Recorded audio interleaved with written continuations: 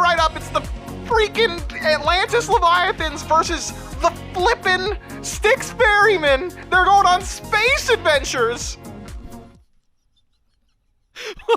Welcome back to the SPL. I remember very distinctly being told I didn't need to record any more of those this weekend because I did both for Friday, and so Miff just kind of like disappeared for a little bit one day and then come back, and now I found out what he's been doing. But what is that? What does he mean? They're going on space adventures. None of them are like space creatures. What? I don't understand. If all... anything, it's more like water adventures, right? Ferrymen on boats. Hold on. What is the deep sea if not space but under the earth? It's a good matchup coming here. Someone's got to get us back on track, and it's not going to be Shelly. It is going to be a good matchup coming up. Ferrymen and Leviathans are going to be closing out this week and take a peek-see at the schedule. So you know what's been going on, what's been going down. A lot of 3-0s this week, except for one set yesterday, 3-2 in favor of the Dragons, but games 3 and 4 slipped away from them before they were able to close it out there in game 5. We just saw the Kings take down the Ravens 3-0. And now the Ferrymen showing up for the first time this week, and the Leviathans trying to continue their streak after a 3-0 win over the Dragons. So Trelly, looking at these two teams, and specifically knowing we got a little bit of a look at the Leviathans earlier this week, with PandaCat now joining their team and actually lining it up. If it weren't for pesky fineokay, it would have been a line of 8 years on there, which would have been absolutely insane. But long-term players, veteranship exists over there. But if you're looking for numbers that are going to match up, again, you've got Cyno, who's at 5, but then Baskin at 6, 8, 9 years coming in from the rest of the team. A lot of experience on the Ferrymen, plus our first look at them since we saw them during the kickoff. I love the flags as well. This is just such a cool graphic, man. Shouts out. Man, this is... I just wanted to admire it for a bit. And also, just think about how long these guys have been playing at the highest level. It is really just interesting stuff. I'm glad that we actually have a way to track these things now, and everyone can see. Hold up. You telling me Aror and Cyclone have been playing for 9 years? You're telling me Paul's Canadian? Both very pertinent pieces of information. Yeah, absolutely. Like things that you never would have known otherwise. And, of course, then picking it up. I think it's going to be a fun team to watch. A lot of matchup history between these two. Like, I mean, just like slice players at any point, and they've been playing against each other sometime in the past when you have this much history, I think, for everyone, or experience it for everyone. Makes things very interesting. And so, Trelly, when we're looking at the two teams, I want to say, like, first off, like just the matchup between them, it feels like Ferrymen have been this team that we've kind of grown and known and seen have not just talent on them, but they learn all the time. It's honestly frightening sometimes how quickly they can adapt to situations. And now you're giving them a whole phase of best of 5s to try and figure those things out. But you don't have to hear it from me. We've got the guy who learns the most, who also maybe actually knows the most as well. It's Aror who's standing by for an interview. That's right. Got Aror standing by with me. A pregame interview. It says that you might know the most. And what do you know the most about Aror? If you were to say you know the most about one thing in this world, what would you say that you know the most about? I mean, probably SMITE. If I had to think about it, yeah, I think SMITE. I mean, look at the graphic. 9 years you've been playing SMITE competitively at the top end alongside your dual lane partner CycloneSpin. And I think that's kind of what I want to now drive this interview question to is, you're going up against dual lane of PandaCat and Ronngyu. PandaCat new to the squad for that team.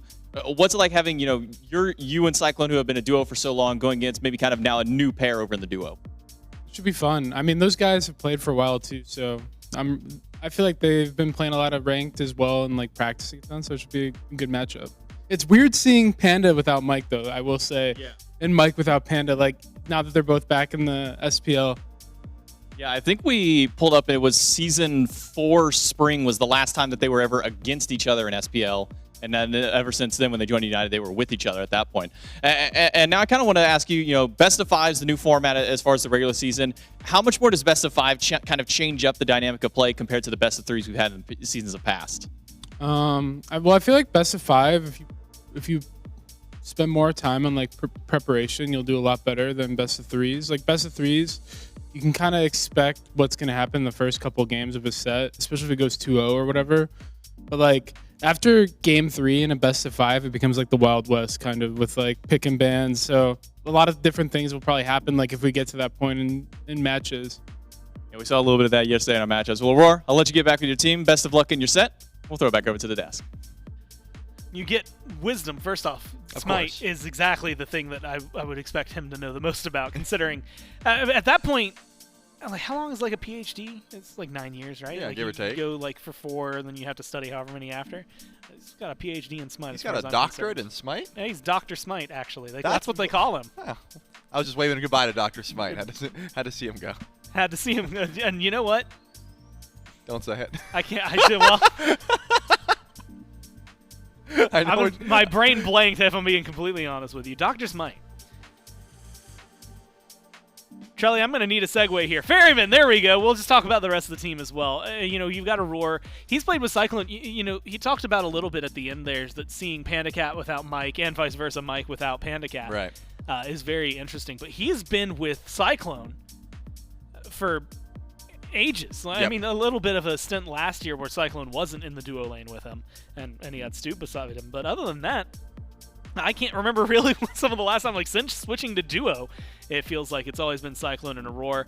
So I'm excited to see what that team has to offer. The other side, though, Trelly, it is the Leviathans. And you got a bunch of guys coming through. Ronngyu and Sheento immediately stand out just because of what they've done, honestly, for this brand as a whole.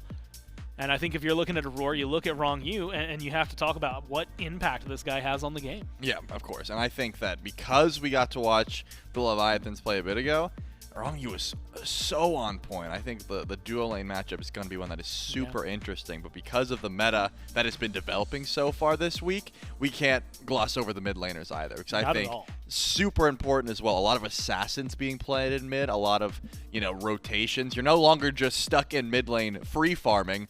A lot of times, you're taking some of those jungle-style picks and playing like junglers, right? The set, for example. You're just using that movement to get across the map, make your presence known. The Morgan is another character that can do that. And we get to look at essentially exactly that. The gods that both Sheento and Paul have been able to control the map with. And I think, first off, I forgot that Paul has played eShell, because I don't think anybody else has actually picked her up. So maybe one unique god over there that is going to stay maybe unique for a little while. But really, you get to see, I think, the versatility. Everything in mid, when you've got assassins that are in there, you've got regular standard mages, you've got hunters, you've got healers. You've got a lot in the shared god pool here between these two. Yep. That, to quote years past, Paul sometimes is just better, but Sheento is going to give you a ton of trouble. Slightly more gods played on the one side, slightly better win rate on the other. But you have to imagine, there's a ton of gods, even just between them, 10 gods that the two of them have played just this year. This is not even career-wide. This is just this year that they have played those. Which is also why it makes things like the Ool and the eShell maybe stand out. Of course, eShell, I guess, unavailable any other year, but really showcases, I think, the versatility these two mid laners bring to their teams. Right, and I think as far as, again, we have to talk about how the meta has shifted since, we last saw these teams play. At the moment, again, we're leaning more towards things like the Pele, for example, that has been so impactful in the mid lane. We're leaning towards things, like the Morgan Le Fay, which has been coming up as a good defensive tool to some of those assassins. Those are the kind of things that we have to talk about being at the top of the picks and bans because they're so impactful. Speaking of picks and bans, game 1, P and B. Both of those are actually pluralized. I was going to say only one pick and one ban. Yeah, only one, and it's so wild. We somehow found our way into Joust, which if Twig was in here, that'd be a just benefit, right? He plays more Joust than most people, period, I think. Yeah, I'm trying to think. Paul's not too much of a dueler anymore. He used to be, yeah. Well, we'll have to see if he goes into any more of those duels, but at the very least, hey, we get to talk about. Still, that's a lot of matchups, and that helps you out in a game up like this, especially because I think there's been a lot more solo kills in our recent weeks. Not too many, but if you find a nice brawl, especially over in duo lane in particular, because these supports are rotating out so early, it does leave the carries alone. And who likes to fight more than PandaCat, right? That is someone who, if he has the opportunity to try and force a 1v1, try and force a fight, he is certainly going to do that. And it keeps things, PandaCat, yeah, no, I think that might even be an understatement. It feels like he is constantly seeking a 1v1. Not just, hey, if you start one or if one is started, he'll try to find it and fight it. It is something that he is going to actively pursue constantly. If you're wondering what's going on, Picks and Bans was about to start. Just had issues with the lobby, going to be remaking that as quickly as possible to get you in there. Now, as long as we're assuming that we keep Paul from PC included, then Paul's got 51 different gods played across his career. And I'm going to give him the Paul from PC on there. Oh, I mean, I guess I should probably take this guy out because I didn't realize there was an extra Paul down here. Some player named Paul Urban. I remember Paul Urban. Yeah, so there's He's played one game of Bakasura, and that is listed in the Paul. So we'll strip away. That ruined the pool. Are you kidding me? It's just 50. And that does mean that Paul himself has not played Bakasura. Unfortunate. At least we know that Paul has played 50 different gods competitively. Is he like second behind Cyclone, or is he like... That's a really good question. Because we know Cyclone has played the most gods competitively. I assume that's still true to this moment. Yeah, I'm going to scroll down. Cyclone's got 88. Which is just too many. And it's kind of a lot. So Paul, we just said, had 50. Cyclone's 88. Who do you think would be in that conversation? I'm going to try Baskin. I mean, Sod hasn't been playing enough. Yeah, Baskin, double roll. You got to think with the rolls. Like Yarkor, Baskin come to mind as well. Baskin. And I need you to keep me... Keep you honest? Keep me honest, but this one's some real deep knowledge. Baskin to the face... was that either Mace to the face making fun of Baskin, or was that Baskin making fun of Mace to the face? Because depending on what the answer is, Baskin might actually have surmounted that. I'm looking at... Okay, J-Mac gave me the confirmation, and then also we got production give us the confirmation. Thanks, Billy. Well, in that case, including Baskin to the face, he actually has 91 gods. That makes sense. I mean, he played mid, he played solo, he plays weird gods in solo. Checks out. Baskin is now the most... He's just that guy. Yeah, wait, but... Hold on. Are we counting SCC as well, or are we only counting... I think this is if they have played... And it is in our, so SCC would be in our database. Then it is on their list. Then I imagine Cyclone still has the most like pro, SPL. Yeah. Just because that man's been around for such a long time. And then Baskin did do a couple tours in the SCC, you know, just having some fun. But at the end of the day, they're both on one team, so it kind of works out really well for the Ferrymen. I will also point out, and given the current meta and things like that, I feel like mid. And what we've been seeing god-wise and play-wise, a lot of the gods we saw on that list, some of them still playable. Some of them have been looked over between what Sheento and Paul have been playing. So I'm really excited to see what they're going to pull out today as we do jump into Picks and Bans Game 1, Ferrymen versus Leviathans. And Charlie, the band's coming out pretty quickly. Camazotz, Athena, and then one more coming in from the Ferrymen after the Leviathans ban out their second. Their first is Chernobog. Is there anybody that you just think, should not be allowed through? I don't imagine you want Pele through at this moment just because it's so lethal given to just about 4 different players on this squad. I mean, I could throw it into the ADC role as well, so let's just say 6 different players. Well, hold on. Now, I think I need to remind you. fineokay does play it in solo as well, but I was going to talk about Aror. I think it was in Season 8 he played it in the SPL. He went like 10-1. He's played it twice, but he won that time. He's got a 4.2 KDA on the Pele. You can't sleep on him. All right, then I'll throw 7 different players in this game can play Pele at that level. If the Leviathans don't ban it here, they have an answer for it. That's my guess, because it certainly should be something that the Ferrymen are looking to prioritize. Not so much for Cyno, because he doesn't look to play it as often, but certainly handing it over to Paul could be the call. Leviathans thinking real hard about this one, possibly because there's a lot more picks that are scary as well. Talk about, I think support has been very impactful, and the God pools have been growing, but like we said, that Pele will not be making it through, at least for Game 1. Now the Styx Ferrymen have their option. Is there something they want to prioritize before everything else? Just because it's first pick, and it will be the Olorun. Definitely something that a lot of teams have been looking to. The ult, extremely impactful. Olorun himself, if you're not including the ult, just another ADC, right? He's going to be sticking by, he's going to farm. But when you make sure you fight with that ult available, that's when things change. And we saw, even this last game of the last set, despite the loss, the Olorun kind of had a lot of magical moments that were causing trouble for the Kings, keeping the game prolonged. Also mentioning, you had called out the Pele, the Raijin got banned by the Leviathans. Freya was the last one from the Ferrymen. Which Cyclone, I remember distinctly, we had talked about it because it was the last game in the last set of the 3-0 they had against the Warriors. in Masters. And he pulled out the Freya, and we were like, where's this been? You've been playing Marty the whole time? He was like, I honestly kind of wanted to play Freya more, but they just kept letting me have Marty. I had no excuse not to. And so banned maybe away from the Leviathans and PandaCat, but also maybe banned away from themselves. With Olorun, maybe makes more sense. Ganesh gets locked in alongside Soul.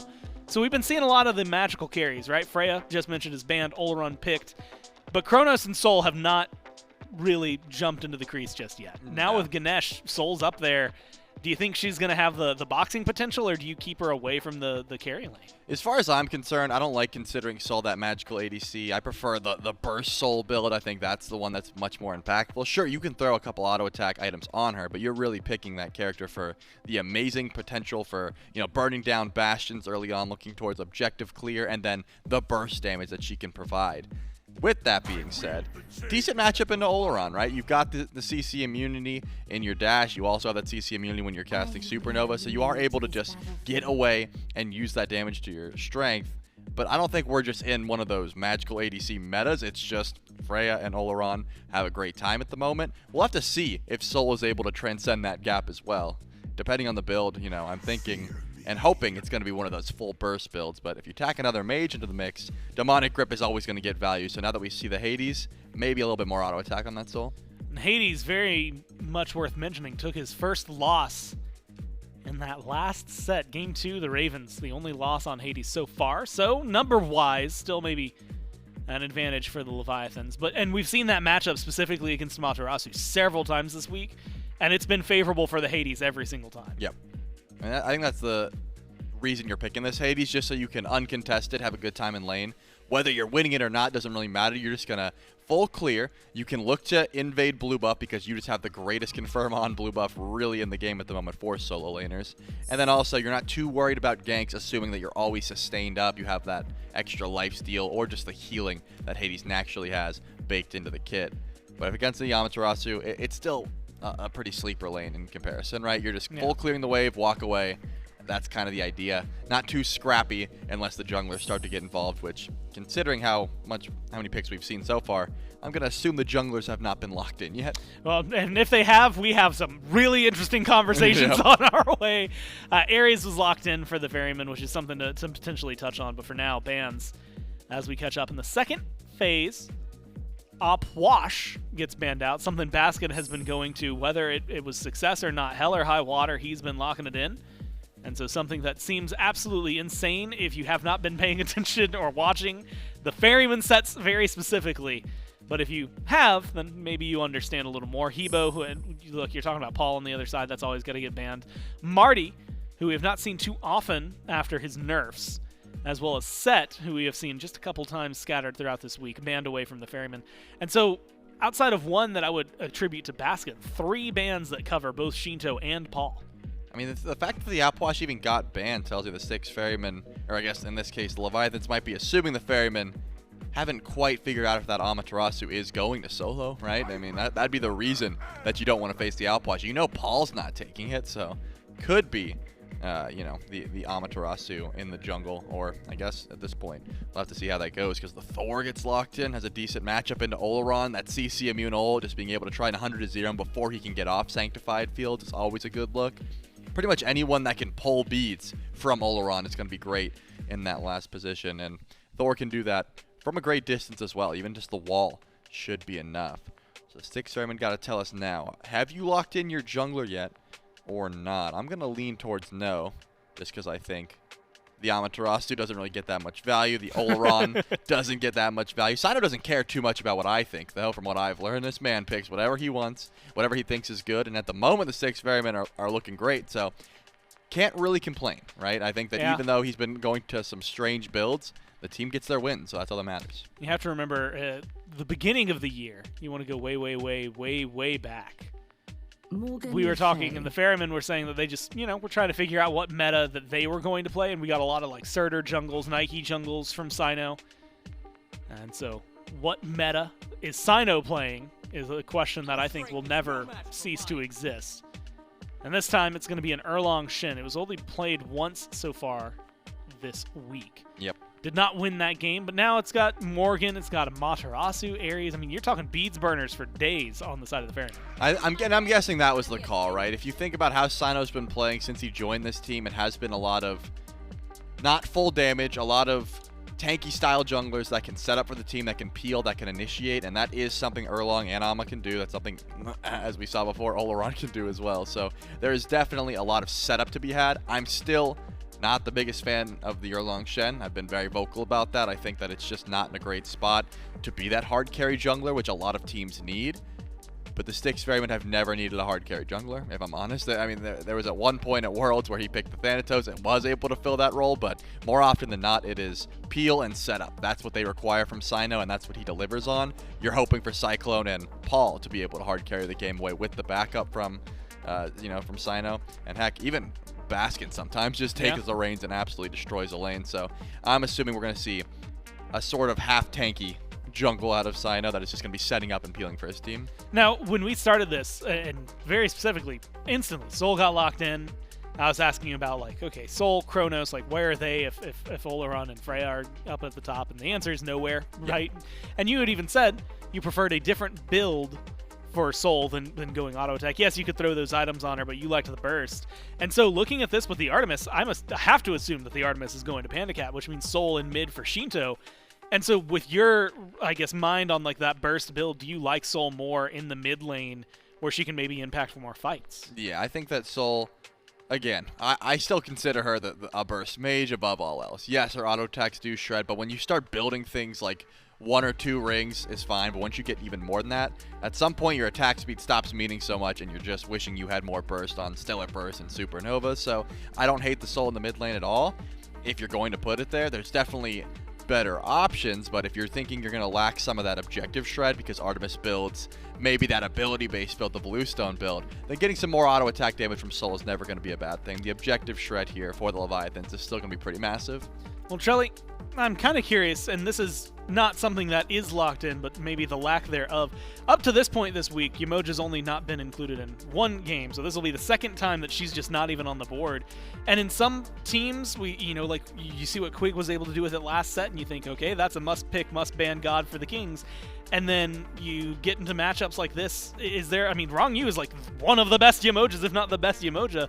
Why are you thinking? I mean, Ganesh may be over that, but also the Ares over something like the Yemoja. My guess is they really value this Ganesh pick into the Olorun, right? That was the only pick that was available when the Leviathans locked in the Ganesh. So they said, hey, who can get to Olorun without getting close? Because that's very important, right? If you get close to Olorun, you're in the middle of Sanctified Fields. Ganesh, he just drops Dharmic Pillars from a distance, tries to pull beads, makes he makes the Adapting's job so much easier. And at that point, you just box him up, lock him down, see what you can do. It's game 1 of the Ferrymen and Leviathans, and it's J-Mac and Mifflin to take it away. Yeah, thank you so much, Gore and Trelly. Game 1 of our final set in week 1 of the SPL Road to Worlds, the Ferrymen and the Leviathans. It's J-Mac, Mifflin, and Doug here to bring the action for that first game.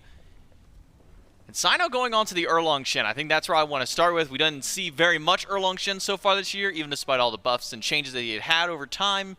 We saw him a little bit pop up during Masters, and it really felt like Cyno was the only one finding success on a pick like this. Success, but what's the hit rate, right? Like, how often was the Erlang Shen, like, I think it was like the pick? I think it was about like 1-1, somewhere in there, 50%. That's the coin toss, I suppose, that you commit yourself to when you lock in something like Erlang Shen. We say feast or famine. I would argue globally it is more often famine. That Erlang Shen has struggled to find his home in the meta as of recent. I tend to agree with Trelly. Not exactly the hyper carry that he used to be back when Mannequins was at the top of the meta, but still certainly a strong initiator, has really good early game, should be able to help out a good deal around those objective burns too. Just having a dedicated auto attacker out of the jungle should open the door to things like Gold Furies and Pyromancers, and you can see it even further compounded in the composition from the Styx Ferrymen with that new change to bolster defense, giving over a little bit more burn potential there as well. So I'll keep my eyes on that. The Styx Ferrymen aren't the only ones with great objective burn, though, J-Mac. Leviathans have got plenty of it themselves between a double hunter composition, Soul and Artemis, and then the defense shred of a Dharmic Pillars. Feels like this could be a game that really is dictated by positioning and macro play. Either one of these two teams, given brief opportunities, could just vanish an objective from the map. adapting. And Cyno both taking some good poke here in the mid lane. Between the Mage and the Hunter, Artemis in mid, going with the Bluestone start. We saw a little bit of this start to spark its way up during the kickoff tournament, but it was oftentimes over in the duel lane where we were seeing this Bluestone transcend. It's more ability style Artemis, but you got a Soul, probably one of, if not the best tower killers in the game, especially when you talk about Mage Hunters, so maybe not as worried. Especially in the early game. Yeah, especially if you're not super worried about going for, tower structure in that case as the Artemis, so give Sheento almost a more mage-like style of Artemis to play given the composition he's around. And this is what I thought we would see a little bit more of back in kickoff when we had seen the ability style Artemis build really flourishing. I believe it was CycloneSpin that was playing it most often. The poke potential that build allows you is ridiculous. Especially if you get lucky with the jungle mask. If you get the blue mask, you get all the CDR available, suppress the insolent, just goes absolutely crazy. You essentially have it on a 7 to 8 second cooldown, level 6 onward, which means you are constantly applying poke. You've got pretty decent ability to clear the wave. Your PvP potential is really high, and you're relatively survivable. The mid lane being so much shorter than the long lane actually is a boon for Artemis, thanks to the additional movement speed from Vengeful Assault as well as the CC immunity from Caledonian Boar. It really is difficult to shut her down, so long as some of those resources are available. Morgan Le Fay, though, I think, maybe uniquely suited for this lane matchup, in that she is also a poke god, really good at just throwing that damage from range, but her range just happens to be a little bit further than Artemis's. I'm honestly surprised we haven't seen more Morgan Le Fay. Some of the items that really make her work well, especially for a while when the tablet build was kind of coming back. Really easy to stack up that item with her and just constantly be able to apply that true damage poke. Tablet, not so much in the meta now. Maybe a little bit of Book of Thoth at these points to kind of poke up through, but I'm surprised we haven't seen her as much. But maybe now, with the addition of this cooldown mask, allowing her to get maybe a bit more access. Speaking of the mask, I believe the first one that actually went down was that red totem, so not going to be any cooldown afforded to anybody just yet. A little bit of extra lifesteal. Never hurts, but this early in the game, you're getting, what, maybe a couple like of ticks, like 3 HP 3 maybe. HP. Not too much so far. Yeah, no, not a massive deal at the early game, so unlucky draw for both sides of the map this time around. I think the reason we haven't seen Morgan Le Fay as much, I mean, it seems like today she really has had a resurgence, but throughout the last few weeks or the last month or so, is because of the prevalence of assassin mids, as well as the advent of Raijin meta. Feels like Raijin has just pretty decent ability to run people down, and Morgan Le Fay doesn't really have the best self-peel throughout the early game, so maybe some matchups haven't been quite as favored towards her. That said, I've been impressed so far by the damage output of this god, the utility, and the late-game survivability. Certainly ridiculous. Dragonflight, still one of the best self-peel tools in the game. I'll call it unreactable CC every single time because it is. You have to predict it, or you get afflicted by the knockup. And no matter how much CC immunity you have available to you, can't do it while you're in the air. So a lot of potential there to self-peel, but counterplay on the other side from the Leviathans. If you're worried about adapting in particular, and you should be, he's on his Thor, one of the most ubiquitous god player combos SMITE has to offer. Well, Berserker's Barrage, all of a sudden, Dragonflight really doesn't do anything. Damage. He does damage. Does damage. Damage is good, but as you mentioned, you have to be able to really react to the extra CC that comes through because it's near instantaneous. So basically, my only reaction is blink in, go front for knock of immunity. Baskin ults to get away from fineokay and adapting. 2 ults for 1. Baskin will take that trade any day of the week. And still rather healthy from that engagement too. Yeah, that looks a little ugly from adapting. Why is he dunking so early? I think he was actually out of range. Once that dazzling offensive gets used by Baskin, gets him right out of the effective range of the Thor ultimate. So just tries to land and at least apply that damage while the CC immunity is still there. Unfortunately for him, comes up a bit short, but still does have plenty of threat. Baskin with no ults, easy pickings. Wall would be great for them to cut off Baskin, but instead it's right inside the tower. Double tap. Oof. If that connects, might have been a kill, but Baskin able to sidestep away from that one. Survive. And a second attempt by Baskin goes unrewarded for the Leviathans. Now, kind of going back, to this Erlang Shen, it's mentioned how, between you and Charlie talking about the days of Mannequin kind of over, so he's not as potent as he once was. Does this now kind of push him more towards the supportive style of jungle? You maybe get a little damage online, then just go full defense after that? I mean, what's kind of the identity around Erlang Shen now in jungle? It's hard to say because it is so dependent of pace of game. His build is as volatile as he is. Dominate the early game, build up some damage. You'll be just fine. You'll win the DPS race if you're significantly ahead. Let's say a level or 2 levels on your direct opposition, Thor this time around. But I've seen and had success recently, and I've seen it in streams as well from some of the pros. The bruiser style Erlang Shen jungle, just go full like shield build, get yourself some magical defense as well, and make sure you slot in the kin size. Kin size is perhaps, in my opinion, the most valuable item Smite has to offer. 6% HP on every single auto attack on targets over 2200, excuse me.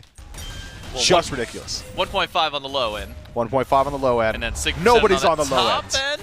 Well, except maybe like your mage. But Baskin, he's on the low end of Whoa! HP. Tap misses from adapting. Spin's not enough damage either. They gotta Oh, miss he the hit walls that. off Whoa! there. Adapting takes a tower shot. Baskin's pleading for any assistance he can get. Will stand Dude, switch for no the way. heal, but adapting has missed just about everything. A dropped kill on Baskin. Adapting thought 3rd time's the charm, but didn't come up with anything this time once more. I am so unbelievably angry if I'm Baskin there. Imagine you're getting dove for like a full minute, and adapting feels so confident that nobody's nearby that he's standing between your towers just throwing hammers into it, like fishing for fish in a barrel or shooting for fish in a barrel. It's ridiculous. You'd expect someone to rotate over, try and peel out or at least punish adapting for positioning like that. Baskin, given a few more seconds, might have been able to do it on his own thanks to the sustain that Amaterasu has got, but unfortunately for him, not quite able to. And once more, coming up empty. It's been a lot of focus on the soul lane, not a whole lot of happening though. Duo lane.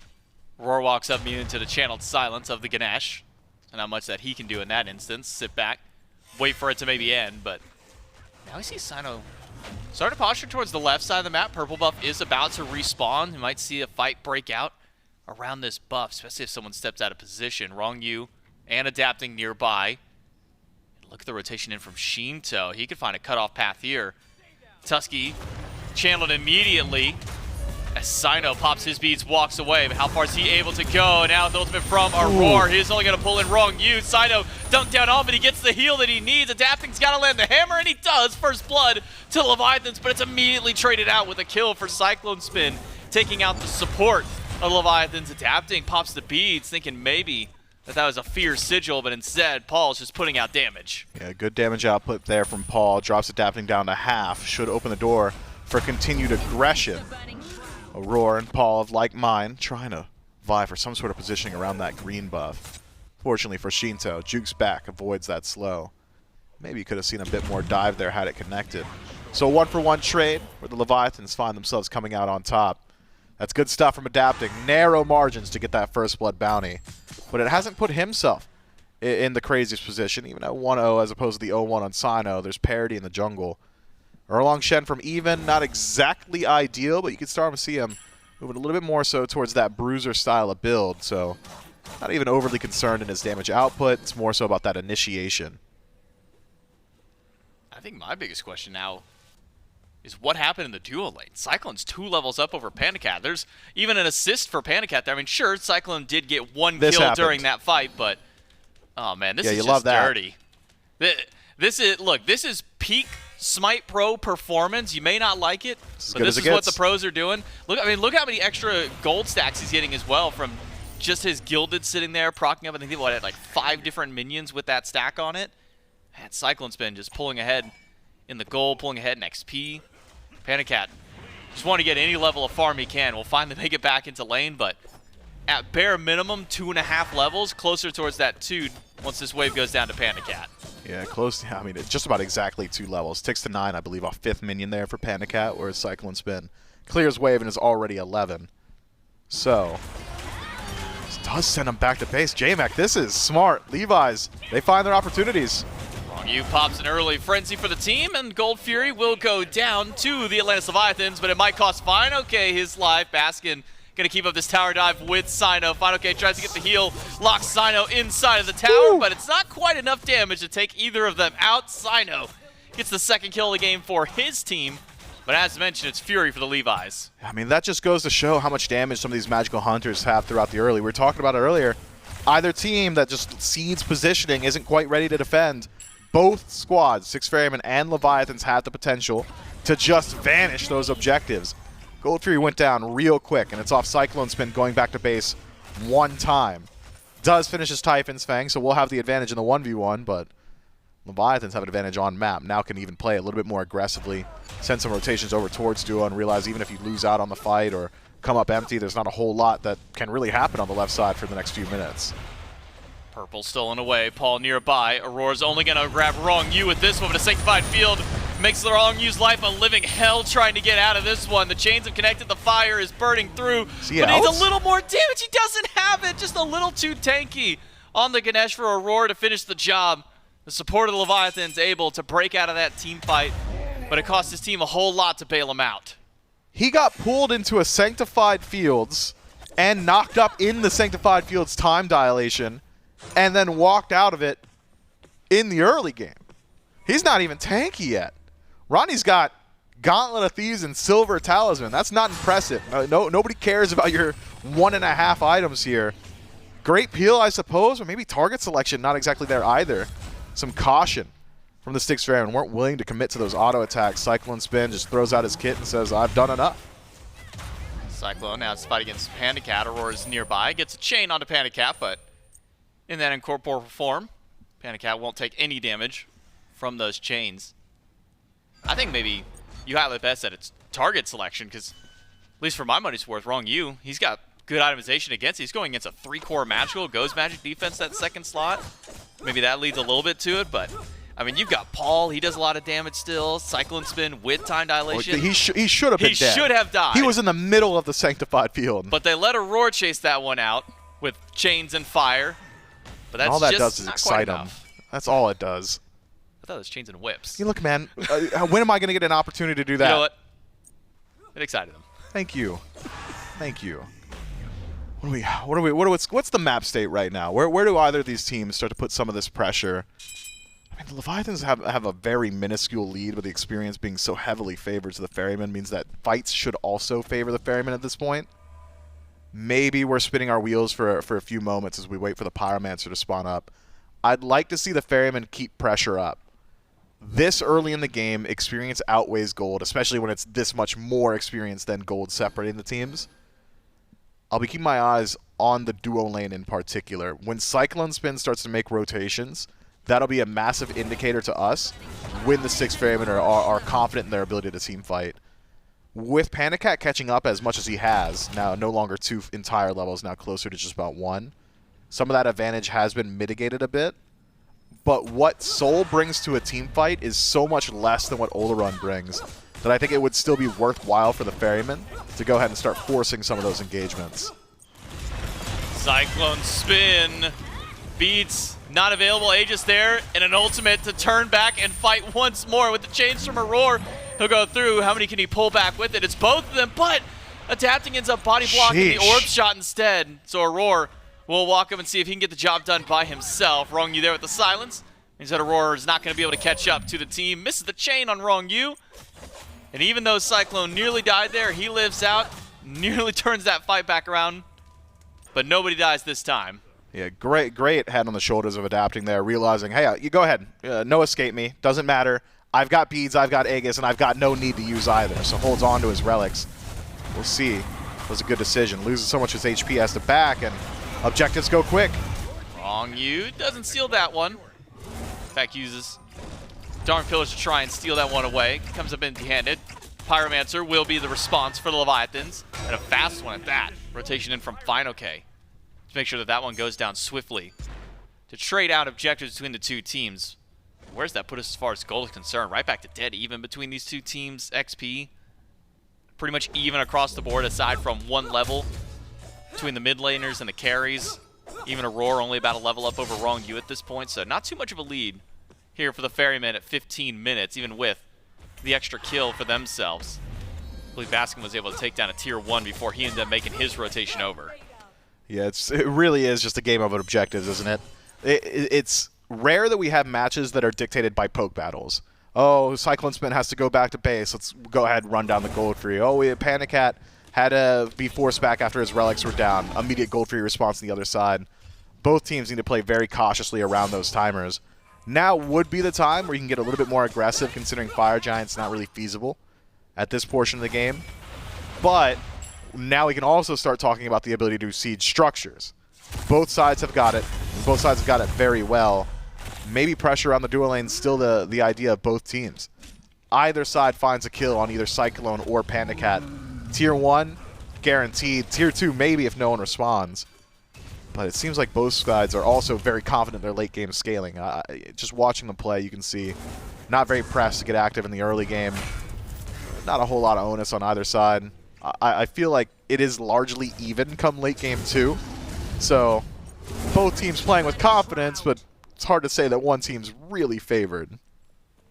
I mean, it's shown just in our first couple instances around objectives where either one pick or sending one player back to base at low HP is just enough of a window to work towards one of these objectives.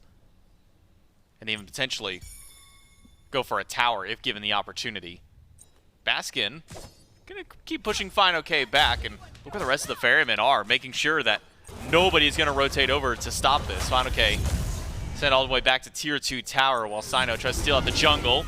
Aror pulls nobody, does get an ultimate from Ronngyu and from Sheento this time. But adapting is taking a lot of damage. Baskin dives in, he's got ult, but he won't be able to get adapting with it. A little too far away to catch the king.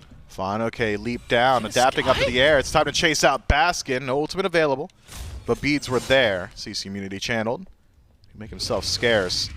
Styx Ferrymen rotates CycloneSpin first, and another objective pulled. This could go quickly, but the Leviathans are nearby. No ult for adapting. It's going to take a while for him to get back. Baskin's got teleport. He's already right to the backline of Leviathans. Pin hits Ronngyu as Baskin chases out PandaCat. Gets the supernova out of him. PandaCat's already at half HP, running for the hills at this point. Baskin has effectively pushed 2 people out. And that's the kin size I was talking about a little bit earlier. He has a lot of damage already, Baskin does. Already making contact with some of those frontliners, clearly winning out on that trade, and any bit of HP lost on Baskin will be resustained very quickly, either from CycloneSpin or Baskin himself. Tier 1 mid tower, an easy knockdown. No defense from the Leviathans, who are losing out in this war of attrition. Leviathans, very low HP. Surprised to see the Styx Ferrymen not just move it immediately back towards that Fire Giant. Clearly they had pretty decent damage output on it for maybe 3 seconds, drop it to about 10%. Excuse me, drop it by 10%. But instead, a reset back to neutral. Just a poke and a prod, knock at the door, see if there was a defense ready, and the Leviathans were ready. Now, I might have to have you keep me honest here if you know the answer on this one. Do you remember if Aror went meditation or beads first? I want to say he went meditation first because that's just been the start. We just saw the healing done chart pulled up there by Doug. He's at none. That meditation has not been used. Had to have been beads if that's the case. No, the only healing that's been done is by fineokay by way of his third ability and from CycloneSpin. But now the Leviathans, they're quick on the trigger. They're going to go right to the fire, but Cyno is nearby. Aror on the way as well. Now level 15 gets the ultimate away from Sheento. The taunt pulls him back in. Cyno forced the turtle out instantly and adapting. Whiffs the ultimate, doesn't find anybody. Now fineokay is going to lock down 2 with his own. Gets Baskin to back away this time. Cyno is just taking the rest of the Leviathans on a wild goose chase at this point. Not sure if adapting can even fully catch him this time. Wall will slow things down, but the mink form will get a little bit of extra gap distance for Cyno. Now it's Sheento joining in. This just, can you even attempt to catch him at this point? A pin onto adapting, the slow miss from Sheento, and Cyno should be out now. Yeah, that's an easy escape. Styx Ferrymen realizing the 2 members on the left side maybe could have tried to force a fight a little bit harder around that Fire Giant, around the center of the map. Instead, content to allow Cyno to Benny Hill his way all the way around the battleground of the gods. Completely isolated. Makes himself safe regardless. I'm liking how Cyno has been approaching these last few fights. Seems like he realizes he's not going to have too many opportunities to actually just stick to his target, throw out those auto attacks. Haven't seen a whole lot of damage from him. But he has been very willing to just walk up, go immediately into the 9 turns blessing, create a little bit of disruption, and then run around in that back line and eat up those resources. I mean, even in just distracting the Leviathans, there is significant value in that. Leviathans back to fire once more. Adapting clears out the ward. The only one who's not nearby is Cyno. He's all the way on the left side of the map. It's going to come down to the rest of the Ferrymen to stop It's this a commit. one. Dharmic Pillars expended this time, but Cyclone drops down the ultimate of his own. Can they get the damage out there? The Fire Giant is stolen away by the Ferrymen, and Auror's got 3 chained up, 3 pulled back. And where's the follow-up damage? It's all from Cyclone and Paul. fineokay is nearly down and falls to the double kill of CycloneSpin. 3 traded out. And the Leviathans now on the run. Leviathans had a little bit too much confidence in their actual ability to secure the objective. Once you drop Dharmic Pillars, you don't have any team fight left, you don't have any PO left, you just gotta grab it. And the 6 Ferrymen make short work of them. Everybody playing inside of the Sanctified Fields, nobody zoning CycloneSpin. And the Ferrymen have got plenty of time to play with here. Cyno, See ya. massive taunt to PandaCat.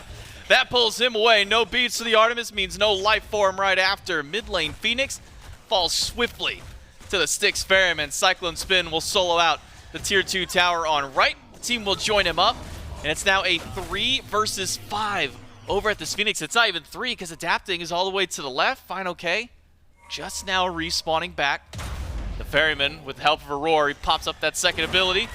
fineokay runs to the back. He only catches Cyclone, but it's doubling up on the ults. Both relics expended, and fineokay's gone. Cyno will be traded out under the bird, which will still live at the end of the day. But Rongyu's got his ultimate back up, and he's chasing out as much as he can, but Sheento and Adapting, they're too far away. Yeah, Adapting's worried about Paul, who is keeping him back.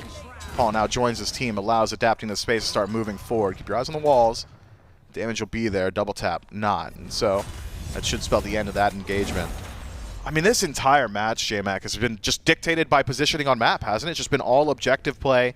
Are you ready to defend a Gold Fury? Were you ready to defend the Fire Giant? And the Leviathans predict incorrectly. The 6 Ferrymen were absolutely prepared to put up a fight around that fire. And from there, I think, put themselves in the first actual commanding position of the game. You can trade objectives all you want throughout the match, but in Smite, at the end of the day, you need to be capable of killing at least 2 people on the other side. And the Ferrymen have certainly got that potential now, with Fire Giant on 4 members. And plenty of gold to collect on map. Levi's doing their best to make sure that they can get rid of some of that collected gold, or potential collected gold, and taking a Fury, but tier 1 and 2 on left, easy grabs. From there, you could even have Baskin act as a solo agent on the right side.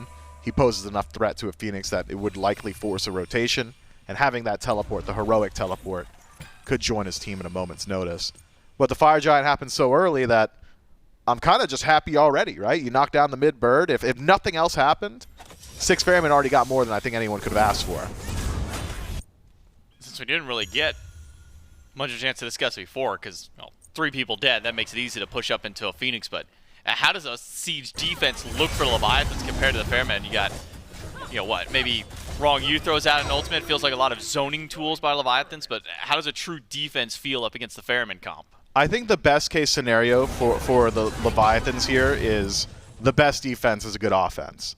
Run it down, put your ultimates on top of each other, and try and kill the Ferrymen when they decide to commit to the objective. I mean, as you said, you can stop individual pushes. Drop Dharmic Pillars, the Ferrymen will just back up. They'll just walk away. And you've cleared 1 wave, and that buys you 15, 20 more seconds. fineokay can do it himself. Pillars of Agony, for the most part, the Ferrymen, if they don't have the burn potential, will go ahead and walk away from that one as well. But buying time is only so useful, and in a war of attrition, the Ferrymen have got all the healing. So I think for the Leviathans, you need to knock down the Ferrymen. You need to knock down a few of these gods, or you're just going to lose out in the long term. Titans were unleashed, and just as quickly as this one walked out of the base, it's already driven right back. Cyno taking the 1v1 against Adapting, winning this one out. Gets his beads and ultimate. Whoa. Ooh, 1 more tick would have done it. But he doesn't get that last in hand, and now it's Baskin with the ultimate. Gets ult out of Panda and from Ronngyu, and Baskin's life is traded out. Now it's Auror in danger. He's caught inside of the ultimate of fineokay. Tries to pull him right back into the Sanctified Field. Paul knocks down 1, and Adapting with the slowest wall I've seen is not able to get anything this time. Cyno takes out Ronngyu. It's a 2-for-1 trade, but the health bars are not great on the Ferrymen. fineokay might be the biggest genius that gets punished ever, or it was just an accident in general, but I believe early canceled Pillars of Agony so that he would be pulled towards Aror, and he applies the silence to 3. CC is good, just unrewarded, adapting. Ooh. I mean, returns to the scene of the crime. You barely made it out of that exact spot just previously. This time knocked down. Cyno cautiously standing around with Sheento. Don't know if he actually wants to take that immediate trade. Maybe he just wants to grab a mid-Phoenix if he don't want to can. fight Sheento. Look at their health. Oh. I was waiting to see when the diamond fills up for Cyno, see if he sticks around that long, maybe get a taunt real quick, kind of juke around a bit, but Can't juke when they're taunted, man. That aims for him. just like Turtle, maybe you get a little bit of shield help from you. I don't know, but Cyno doesn't go for the 1v1 against Sheento. Instead, it's the team taking out the left side. Phoenix mid has respawned, but it's now a weakened Phoenix. And talking about things that have respawned, Fire Giant, Styx Ferrymen first on the scene. And it'll go just as fast as Leviathans were burning it, even faster because it's later in the game. And no response makes sense to me. Leviathans realizing they really do not want to take a fight in neutral territory right now. Instead, buy some time. Extend the amount of time they don't need to be playing on the left side of the map by pushing out those waves. It gives them a little bit more concentrated effort around that mid and right side Phoenix where they can group up as 5. Try and stop the Styx Ferrymen. PandaCat's going to have to make his way back to base sooner than later. He's finally done so. Right side Bird under threat. Mid Bird similarly under threat. 3-2 split for the Ferrymen. And I like their odds. Got all Leviathans grouped up, 2 in mid. Sheento going back and forth between mid and right with the dual lane of the Leviathans, but Ferrymen can buy their time. They're waiting for their fire minions to start pushing up. It'll take a couple of seconds to do so, but Ferrymen have 3 minutes to play with this Fire Giant. Baskin pulled back in. That was close. Gets Tusky out. Beads from Cyno Really? along with that. No, that's Magi's. Okay, Magi's taken away. I saw CC immunity, but we did double check. Yeah, Magi's, but not great for Baskin. Now he has to use his teleport to come back in.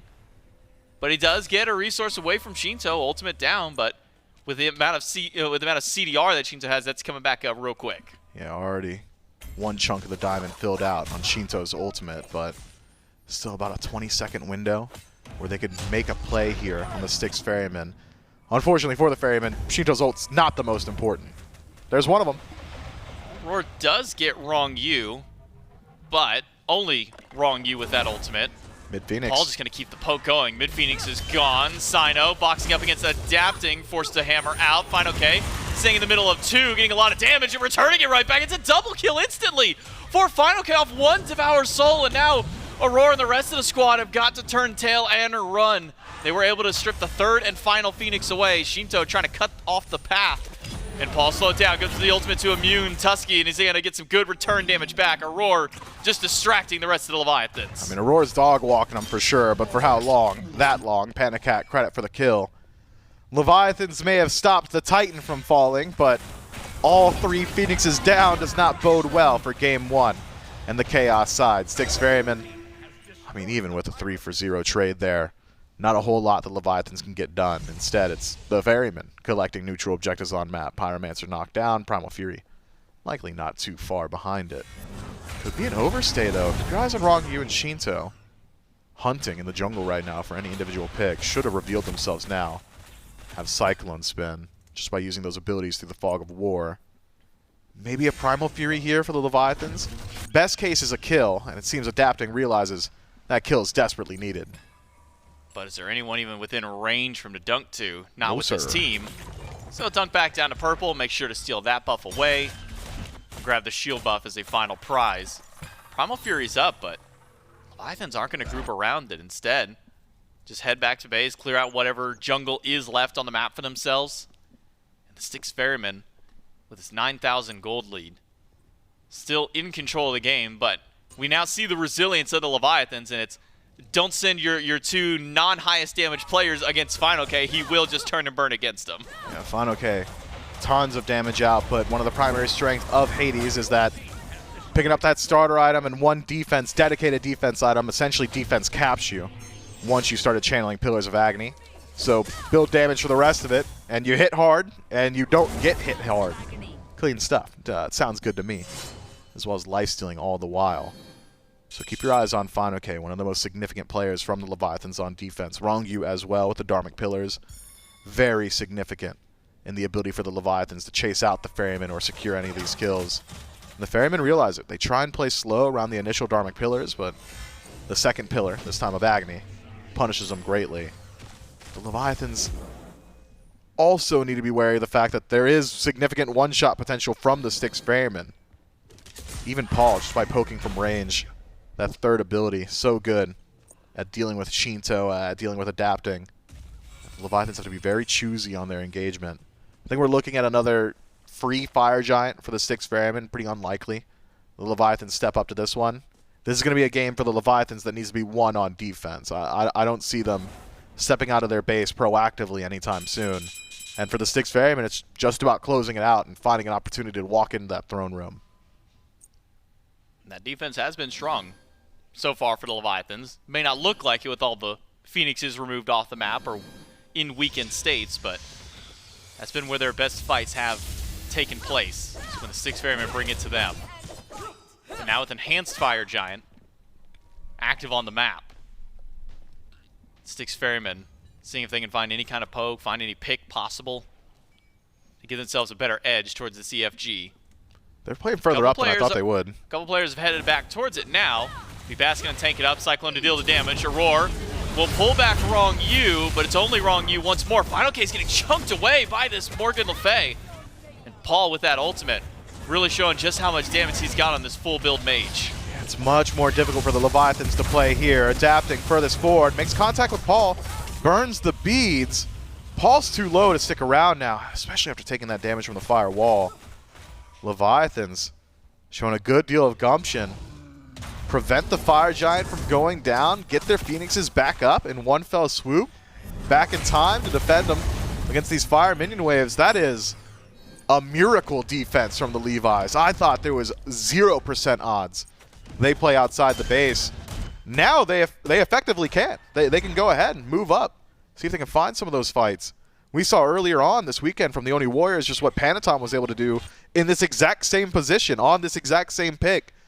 Felt like they just needs to find those individual members. If Adapting could just jump on a Cyclone or Paul, I mean, that's it.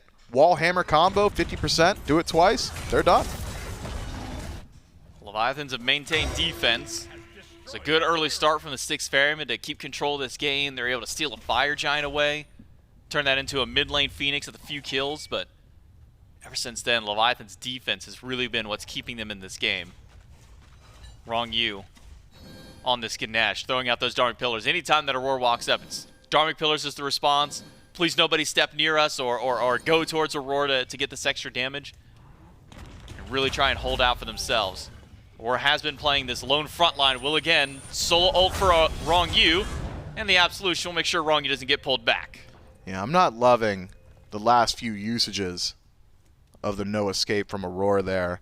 Has been very willing to use it on Ronngyu, realizing that he's the only one without the beads, but has itemized well, Ronngyu that is, at dealing with it. Second bit of CC, though, won't be as easy to dodge. Oh, Ronngyu caught out in the middle of everything. Paul gets the credit for the kill there. The Styx Ferrymen find the one straggler in Ronngyu without that CC immunity from this ultimate cast. He's a sitting duck, and now the Leviathans have to try and push into Fire Giant. That's on me, I didn't know ball. Good stuff, Aror. Yeah, no escape. Finds insane value in taking away that Absolution. And now, Levi's on their last legs. This is a desperate defense. Can Leviathans even get in to defend this one is the question. Baskin and Cyno are just zoning them out. Sheento is gone. The Leviathans have got to run from this one. Fire Giant was reset for a moment, but the Ferrymen go right back to it, take this Enhanced Fire Giant, and be happy that there are two Leviathans off the map for the time being. Yeah, that is a weird middle ground the Leviathans are playing there, where it's, well, do we still want to defend 4v5? Why is Sheento the furthest one forward? We're near the fire, but not quite in its range. And the pick into immediate back off for the Levi's. Once Sheento's fate is sealed, so too is the fate of the defense around the fire. 30 seconds left. May have sealed those Phoenixes as well. Mid lane Phoenix started up by the Ferrymen. Leviathans are so far back on this. Aror, once again, goes for Ronngyu. Gets another Absolution proc. So Ronngyu will not be yanked back, but does lose out on his ultimate in trade. With the mid Phoenix down, the Ferrymen head over right. fineokay looking for a line into the middle of everybody. Aror stunned out, double tap. Does a decent bit of damage, but not nearly enough to slow them down. Ooh. The Leviathans have now had to give up 2 Phoenixes. I thought for a moment maybe fineokay goes to the hero play, 5 stacked with a Ferryman, silence and ultimate. Maybe find some value there. Instead, though, with his teammates scattered around the base, didn't want to take his odds in the 1v5, and I can't blame him. Styx Ferrymen slowly working their way around the map. We'll go ahead and grab every single advantage that they can possibly get. Worth noting that the Fire Giant timer has extended since Phase 1. Now a little bit longer means that they have more time to play with. So grabbing an Oni Fury doesn't hurt their odds too much. It's a very safe back, though. Styx Ferrymen do not want to fumble this game 1. But at what point does caution turn into perhaps over-caution, into cowardice and a trepidation? The Styx Ferrymen cease their onslaught, allow the Leviathans a moment to regroup, recenter themselves, push out some of these waves. And it's a position now the Leviathans have become intimately familiar with, this base defense with weakened Phoenixes, with no birds in center and right. Styx Ferrymen have not quite been able to break the door, the glass ceiling of actually dealing with the individual members of the Leviathans. On last 2 true siege attempts, Levi's have actually gotten the better end of the fight. Dealing with fineokay has got to be one of your #1 priorities, but also one of the most difficult ones to deal with at that. I wonder, maybe if the Ferrymen can just extend the fight longer, keep their pressure up, burn through some of those resources. Could be one way in. Roar gonna tank up. Ultimate finds 2. CC immunity there, and Auror's health bar shredded. fineokay wants to close this one out. Pulls Aror right back in. Sanctified Field won't save him instead. Cyclone's gonna try and fight back. Adapting dunks to the backline, but it's the beads. Not good enough for CycloneSpin. It's now Baskin and Cyno fighting the entire world in the backline, but PandaCat's got the double. But not before Baskin is able to trade out one more, able to walk right past Adapting. And might even try and turn and fight right back against him. Adapting is in danger. No Adapting way! needs help. Baskin just solo Adapting all by his lonesome. Still and alive? Sheento, Ronngyu trying to chase him out. Oh. Baskin goes down to the Titan standing by. But Baskin just put in so much work. Yeah, Adapting is not ready for that kin-size damage output. The healing as well from the starter item. Baskin finds so much value. That is insane odds. I'm almost thinking for sure that the Leviathans are just trusting Adapting to secure that kill on his own as well. I mean, there are 2 members still alive and nearby. Instead, it turns it around. Does it change the outcome a whole lot? Not really. I mean, Adapting would have liked an opportunity to stay out on map and grab a little bit more gold so he can upgrade those relics, get some potions, but at the end of the day, wasn't really a whole lot he could have got done proactively insofar as knocking down structures. And so, the Leviathans give themselves, what are we up to, 4th lease on life in this game at this point. The Styx Ferrymen have tried and failed a multitude of times and actually getting towards that Titan room. And it's been the exact same way each time. Initiation from Aror onto Ronngyu, trying to burn those beads, which made a lot more sense in neutral territory when you know that a little bit later on, Cyno can rotate through with 9 turns Blessing. But on Phoenix line, the burn potential's there even through bolster defense. Drops Aror down to about 20%. fineokay initiates immediately afterward. And once he catches Aror, we see CycloneSpin say, okay, well, this is no longer looking good. I'm going to go ahead and drop Sanctified Field. Maybe we can turn around, turn this fight. But with beads still available to Adapting and fineokay pre-beadsing the Sanctified Field, by the way. Just able to turn the fight themselves. Styx Ferrymen, they got to secure some of these kills. And I'm hard-pressed to find where it's going to be. It is so difficult to deal with the priority targets here. PandaCat's been playing very safe. Sheento's been playing very far back.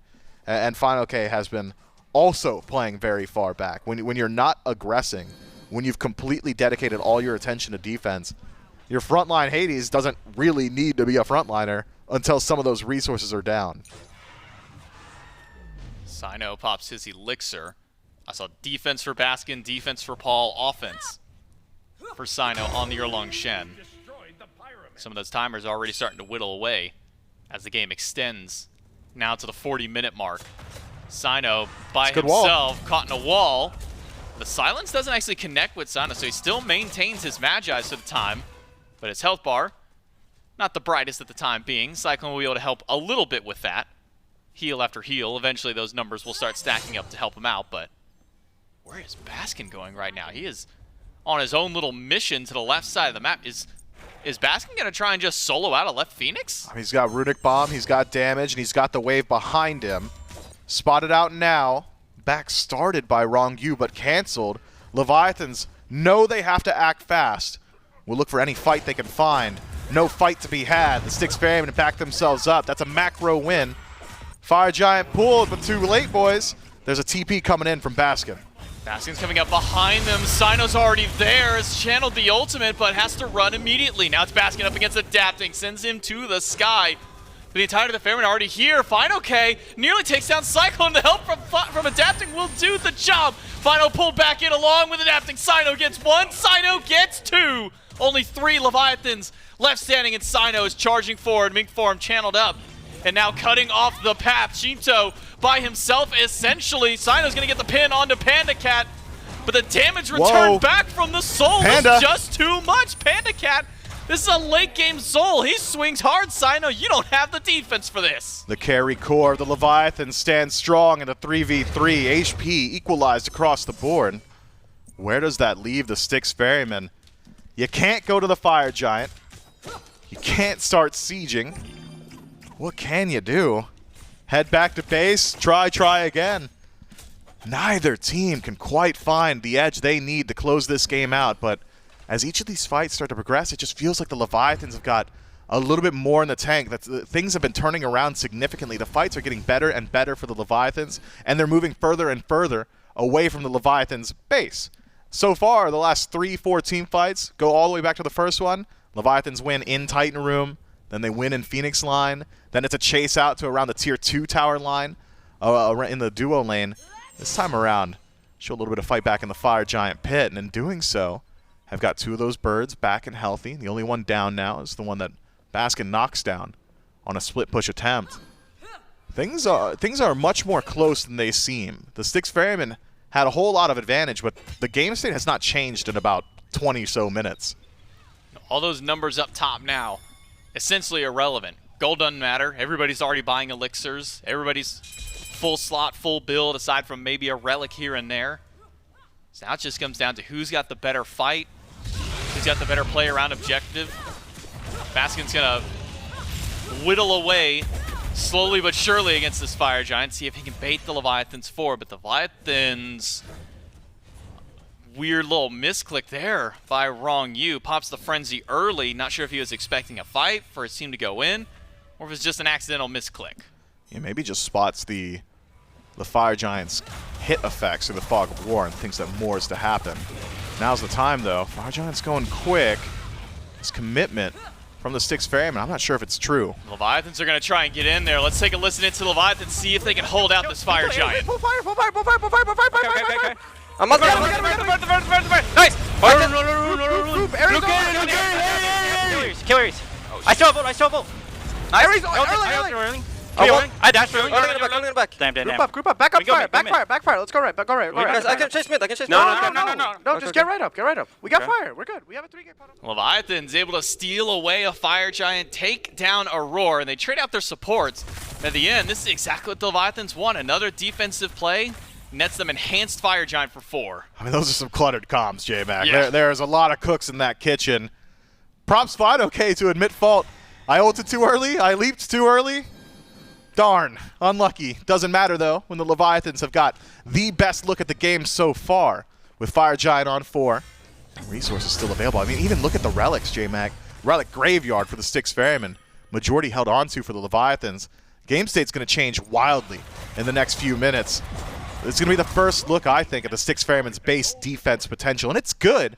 Very, very difficult to fight into a defensive Sanctified Fields. As hard as it is to use offensively, is as powerful as it is defensively. Good luck to the Leviathans walking through it. Only difference is that you can go ahead, force that resource, and then back yourselves out relatively easily. We'll see going forward. It's a slow play from the Leviathans. Left side Phoenix finally respawns, but still scattered across the map, waiting on Rongyu's respawn. I mean, there's a lot of time left on this, but I'd like to see more done. At least knock down the remaining towers. There's still 4 of them on the Styx Ferrymen side of the map. It's surprising to see that we're 45 minutes in and there are still structures, but given how commanding the game has been for the Ferrymen on offense. Maybe not as surprising to see. Leviathan's slow on this group up. We'll still have about 2 or so minutes to play with the Fire Giant buff at this point. Already grouping up on the left side now. It's only adapting by himself. Goodness. Auror's going to try and get the damage to the ult, and that's just enough. Adapting down. That's it. And the Leviathans, they get tier 2 and they head back to base. Adapting, caught out once too many times. Ronngyu nearly caught by wave there as well. Fortunately, makes it back to base. Fire Giant power play comes to an end and comes to a head with 1 tower knocked down. I'm thinking that's all that's going to get accomplished here. Adapting, too greedy on map. Wanted too much. Wanted to grab that Stygian beacon. This late in the game, I don't think you should concern yourself with that. Well, we get Titan Part 2. Yeah, Titan Part 2 is first one of the year, I believe, as well. Good on him. This time around, maybe the Leviathans will be able to keep theirs alive for more than 50 steps. Last time didn't even make it to what would have been a tier 2 tower. Hold on. Okay, blinks up to Cyno, gets the Magi's, dives in aggressively, holds on to the ult though. Sheento has already used his, left side Phoenix, removed.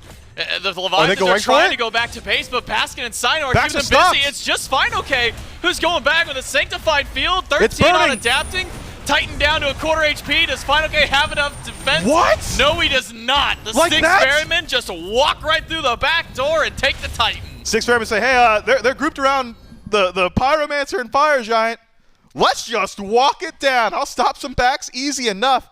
That is so unfortunate for the Leviathans to have defended for as long as they have, to have been forced to play perfectly for 25 minutes, being constantly accosted by Fire Giant Siege.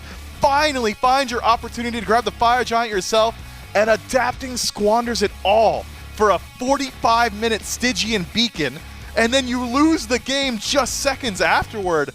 That's mentally crushing.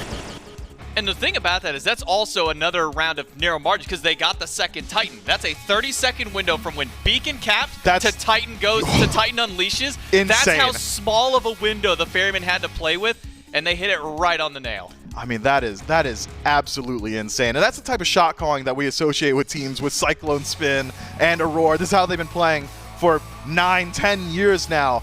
You got to be prepared for it, but how could you be? Can't prep for something like that. The Styx Ferrymen able to walk this one through after nearly 50 minutes of brutal combat. They take down the Leviathans in game number 1. We'll see if they can repeat this and keep it going in game 2 right after this.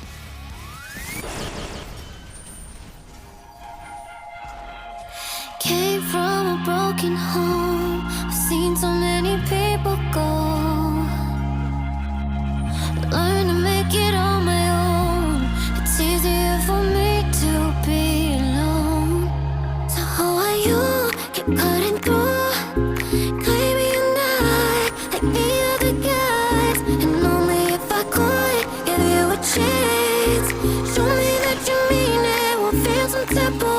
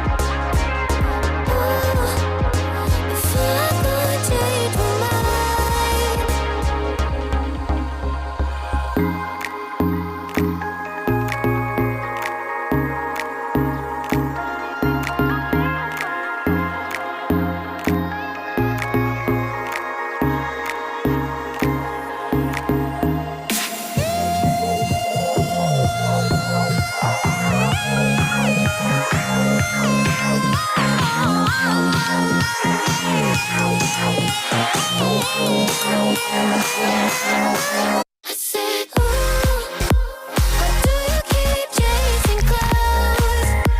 Better leave before I feel something, ooh, before I could change my mind. I said, ooh, why do you keep chasing clouds? Better leave before I feel something, ooh, before I could change my mind. I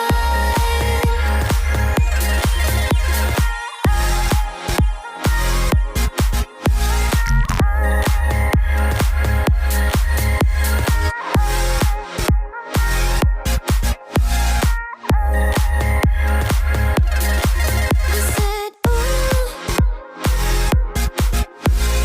do you keep it, ooh? You make me wanna change my mind.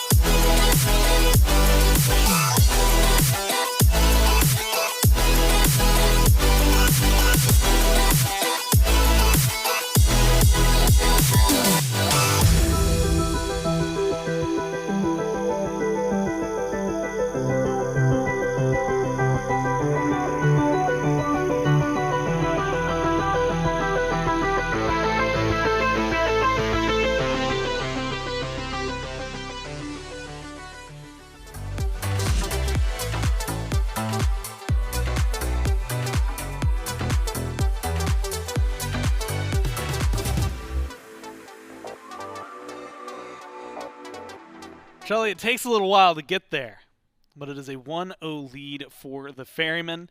And the way that they get there is a wild roller coaster of a ride. Yeah, I tend to agree. It was a very dominant performance from the Ferrymen for a solid 40 minutes or so. They kept consistently getting there, and sometimes you just gotta take the backdoor approach. And you know what? When you take the backdoor approach, you're coming in, you're feeling comfortable, and if you're looking at the Ferrymen, looking to try and feel comfortable yourself, I've got great news for you. You can do so going to shop.highresstudios.com/SBL, shop.smiteproleague.com. You can just go to smiteproleague.com, click on the shop button there. It's all going to take you to the same place, and that's where the beautiful merchandise over by our friends at Skulls has been made and put together, whether it's going to be, in this case, jerseys, hoodies, t-shirts. There's tons of different designs to support your favorite team. Of course, we're on the road to Worlds, so figure out who you're rooting for, who you want to win, and support them the best way you possibly can, wearing their jersey, rooting for them, especially if you're going to be there live. Get it now while you have the opportunity before January comes around to make sure that you can be sporting it day one in those quarterfinals when your team is going to be playing. It's going to be a lot of fun. Thanks over to our friends at Skulls for making such actually legitimately very comfortable merchandise. I always wish I'm gonna spoil this. On Friday, when I wear that red sweater that I call my grandpa sweater, it's because I want to wear my Skulls SPL t-shirt underneath, because it's just a very cozy t-shirt, but I gotta look like somewhat presentable, and so I mask it with like a sweater to look. You just leaked your sweater tech. Yeah. That's why if Gore's ever wearing a sweater, it's because he's wearing comfy, cozy skulls. And trust me, you're gonna see it a lot. Like that's like I've got it kind of planned right now. That might just be my Friday fit. It might just be very consistent throughout the phase. Saturday, Sunday, we'll workshop some things. Speaking of workshops and things, that's what the Leviathans maybe need to do here because that one. Man, Charlie, it's hard to choose a single moment. I guess the real moment they lose is when the Ferrymen kind of realize, wait a minute, we can just like kill the Titan and win.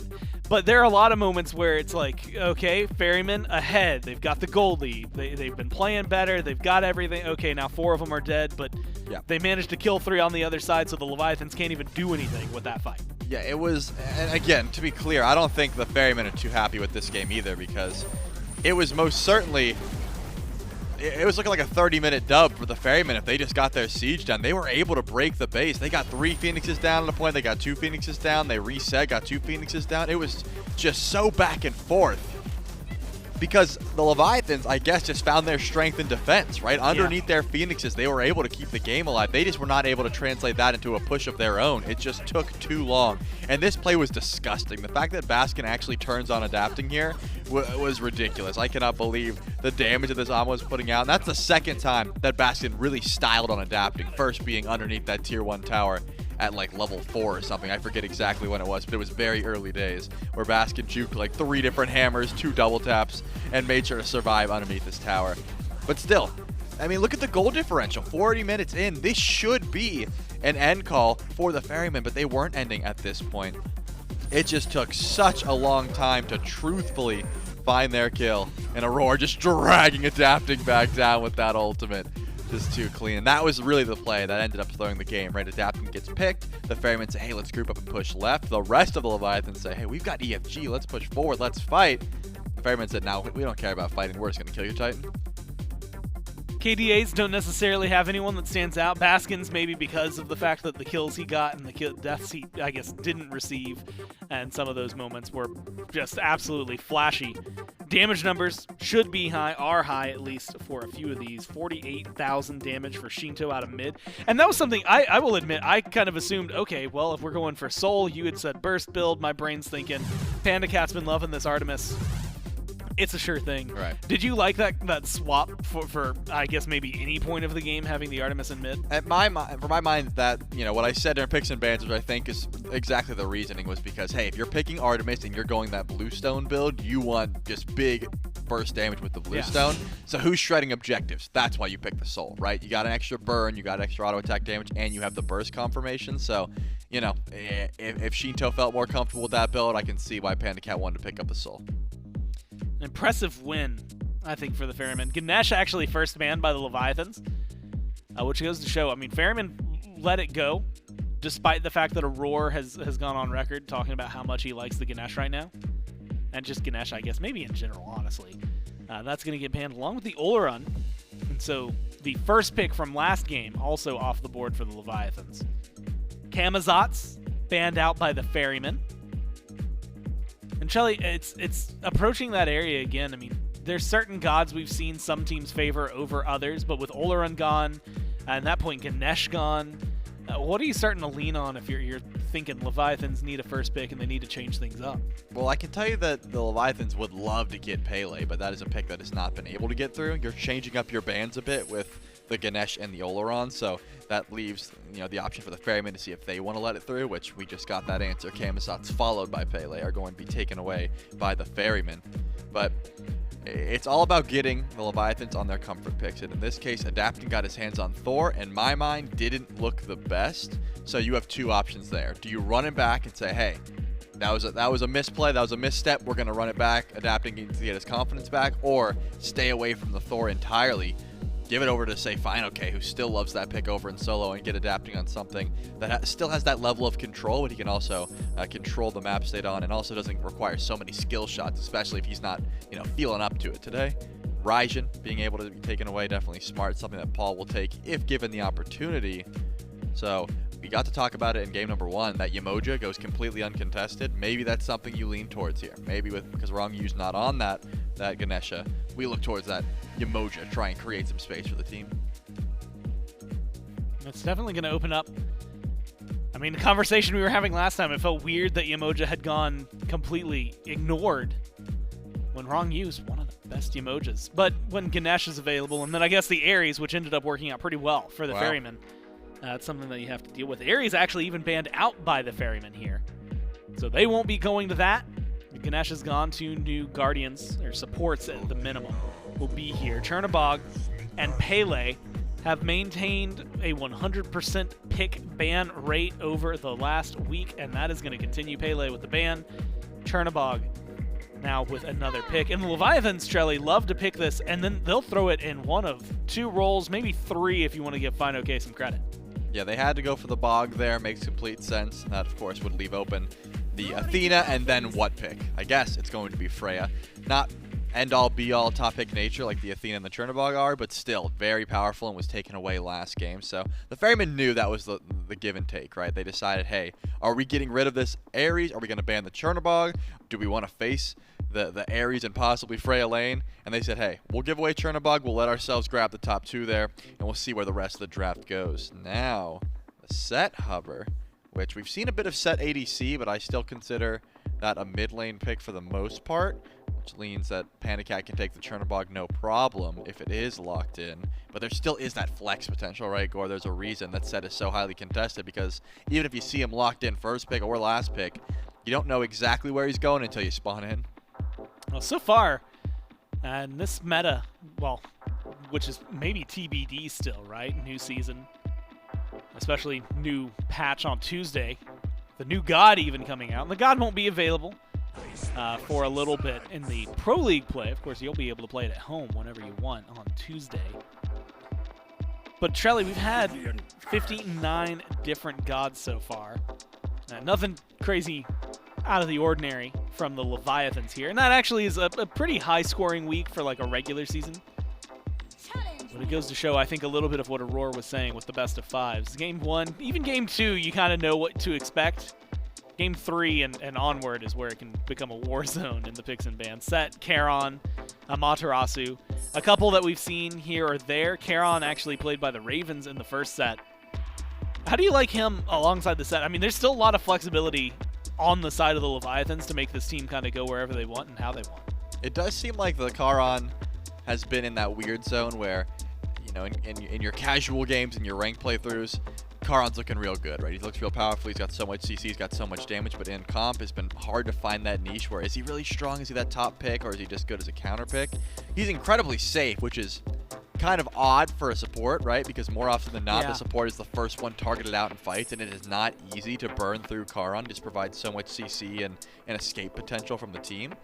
So we'll have to see how this pick ends up working out here for the Leviathans so far. They don't have too much CC besides that Charon, so to see exactly what fineokay goes to, maybe he can provide a little bit more setup for the squad. Whereas if you look at the Ferrymen, their engage is already pretty linear here, right? It's Athena dash taunt, chase down with the dazzling offensive, try and force out some relics, force out some of this these escapes that have been using here for the Leviathans, like the Chernobog dash, for example. So the Ferrymen already have so much beats burned, they don't have to worry that much. So if you already have engage, what do you look towards? I guess more engage. Erlang Shen gonna be locked in there. Again, Cyno's not looking to hard carry. He's looking to set up for his team. We said it last time, picks and bans, probably 2 to 3 defense items. I think he only had 2 to 3 damage items. I'm pretty sure it was Exekins. He went towards the Dawnbringer, the Stone of Binding. He is truthfully just saying, I will set up for the team. I'm going to follow Baskin around, and we're going to just try and 2v2 just about anyone we can find. Hades, the Morgan Le Fay, and then Hebo banned out in the second phase. And like you said, the Erlang. It really does feel like Freya, your job's kill things. Athena, Amma, Erlang, set up Freya to kill things. That's so far the comp for the Ferrymen. Meanwhile, you get Susano and Cabrakan locked in for the Leviathans. And Trelly, this has, look, you've got technically the capability for set Susano. We've seen both of those mid. Technically, you've seen Chernobog mid and carry, but when the set into Susano, it would make the mid part of that maybe a little more question marky, although with set, he's also been thrown into the duo lane. Charon has been mostly played support, though some people have talked about him in solo. Cabrakan has been mostly played support, but we've seen him in the jungle, we've seen him in mid, we've seen him in solo. The Leviathans have a very difficult to lock down roster in general, though, and it feels like it wants to hold W. Yeah, if I had to pick my favorite course of action here. I'm not going to just lock in where these are going because I think it is a bit difficult to decide. One of the Guardians probably over to solo lane, right? There still is the option to say, hey, Sheento, you take your Cabrakan mid like you did back in the day, and we'll play Set over in solo, right? Set still does have that ability to go into the solo lane as well. But I'm thinking more along the lines of, let's just give Set over to Sheento, go for some good farm, go for some good poke. As far as between Charon and Cabrakan, I almost prefer Cabrakan in the solo lane just because... sorry, I meant Charon. I also prefer Charon over in the solo lane just because Cabrakan is actually quite easy to gank, right? He doesn't have much escape potential. You have to get into the wave to actually go in for an escape. And if you get taunted by the Erlang into an answer Amaterasu, you're almost forced into beads, which is not fun. As a Cabrakan, you usually want teleport blink. Doesn't seem like the greatest time, so. And Charon actually does some pretty decent damage, especially if you go into that tablet build. So if I had to choose, I would say, hey, let's put Charon over in solo and just let Ronngyu take the Cabrakan. But it's definitely a little wonky. A teensy bit, right? Just a baby amount. Marty locked in. Been a little while since we've seen him. Nerfs that were received. It reminds me, I mean, I feel like last year we were in a very similar arc with AMC to what Marty is doing, where it was, okay, cool, let's get him. It's an ult machine. He's going to do his job. He's going to hit autos pretty late, and it's still going to be great. And then they nerfed a lot of the damage, and AMC was still around for some teams, but kind of started to disappear. Marty is in that area. But do you like the I guess, diversification? Specifically, it felt like this team was set up for Freya and almost exclusively set up for Freya. Now you can set up for Freya or Marty and have that a little bit of extra damage. See, that's a big difference maker because I actually said a bit ago how I think Marty's heavily overrated in that top pick selection, right? If you're building your draft around Marty, it's a bit different. But if you're getting it last pick where you already have Freya as your hard carry, you have taunts and setup with Athena, Ama, and Erlang Shen, I think Marty makes a lot more sense off the back end of a draft. Building around him, a little weird. If you already have the safety, the protections, and the dive, Marty does incredible amounts of damage if given that space. So I like this way of drafting around Marty much better. It's how he's kind of like a sleeper 10th pick where you weren't really expecting it. And so far, I think it's going to be a very strong one. Presumed going mid. We'll have to see how it works out and where the Leviathans end up going in their crazy shuffle. It's game 2, and they want to get their backs off the wall here as they take on the Ferrymen. Let's see if the Leviathans can bounce back, or the Styx Ferrymen going to put themselves on match point here in game 2 between the Atlantis Leviathans and Styx Ferrymen. It's J-Mac, Mifflin, and Doug back once more. And it will be the Cabrakan solo for fineokay this time. There's a little bit of debate, wondering which of these two Guardians would slot over to the two frontline roles. It'll be Ronngyu piloting the Charon, which is more in line of what we have been seeing of this pick for the majority so far, Mifflin. And Twitch chat, very close in this prediction. One of the closer matchups that we've seen, 53-47 in favor of the Ferrymen.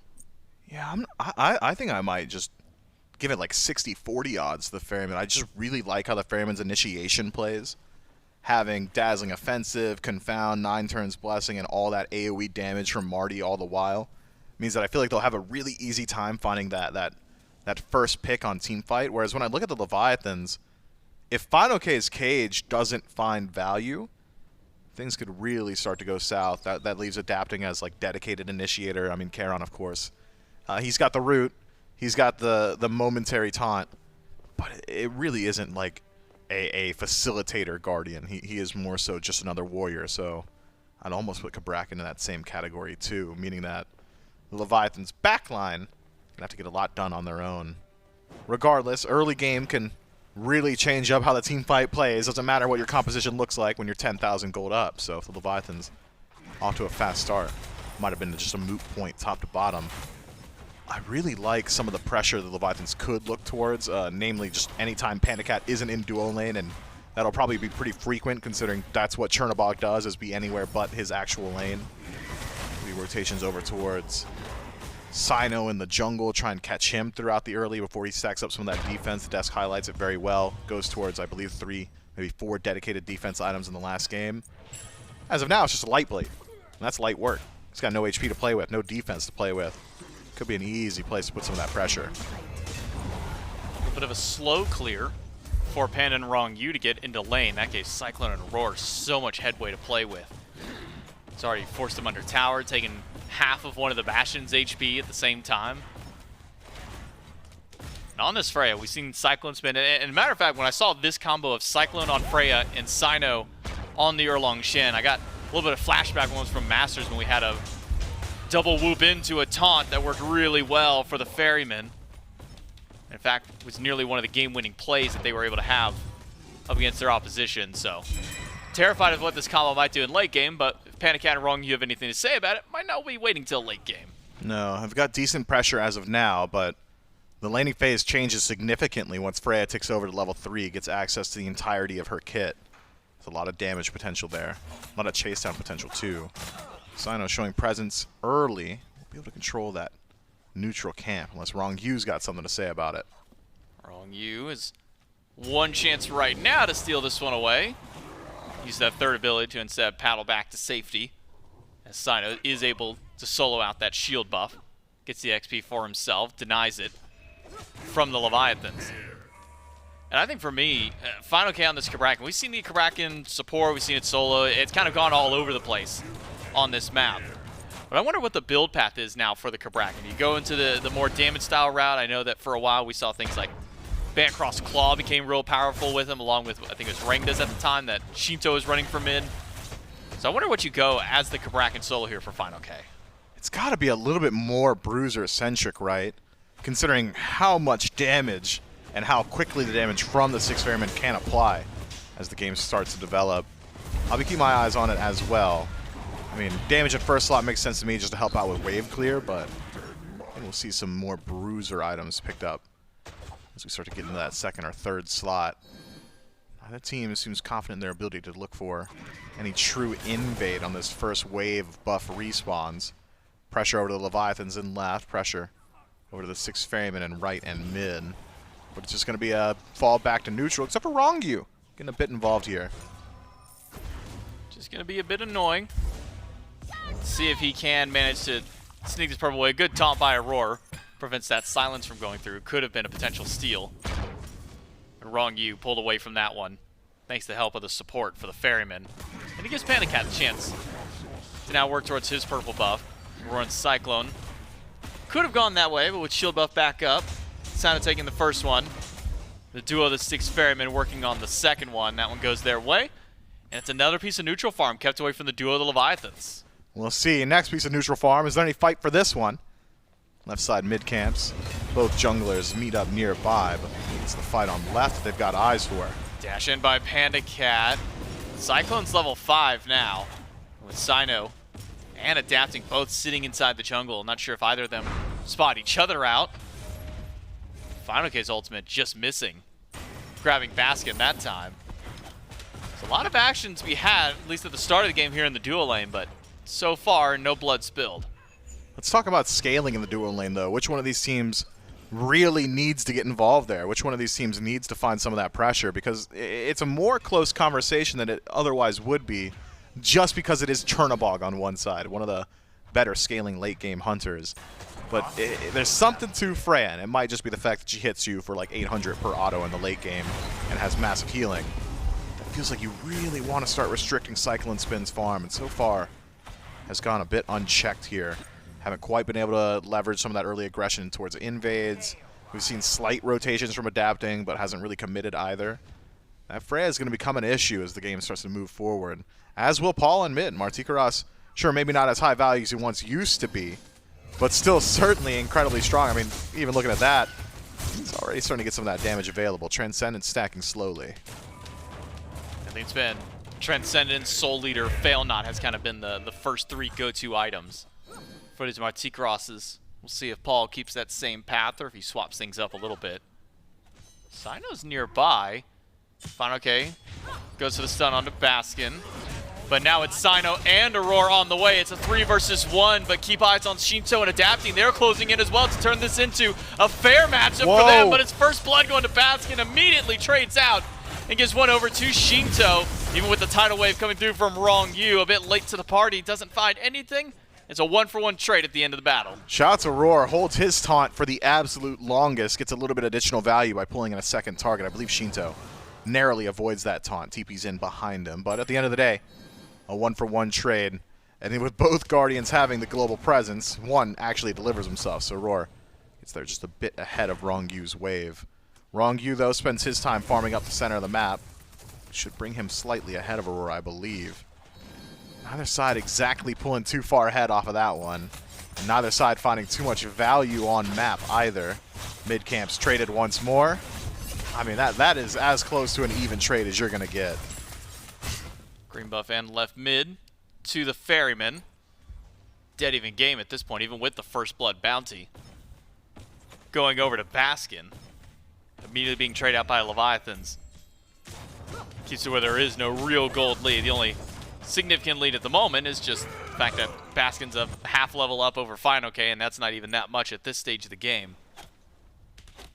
So as we sit here through this early, you mentioned for duo maybe the necessity to be a bit more active kind of on their part, but what about across the rest of the map? Is this a comp where the Leviathans overall need to be a bit more aggressive, be ready for the early game to late? Or is this one that they can kind of sit back on a little bit more? It's good scaling for the Leviathans individually. If you look piece by piece, you don't really hate any of those gods come late game. It's just a major concern about the Ferrymen's team fight potential. I love how their front line interacts with the back line, how the DPS should follow up off of the taunts of both Aror and Cyno. So I would say it is important for the Leviathans to get active somewhere, preferably in the duo lane. If not there, at least try and deal with Paul in mid. Baskin goes to the ultimate. Typhoon channel, but gets immune by the CC from Baskin, who's able to find a double stun.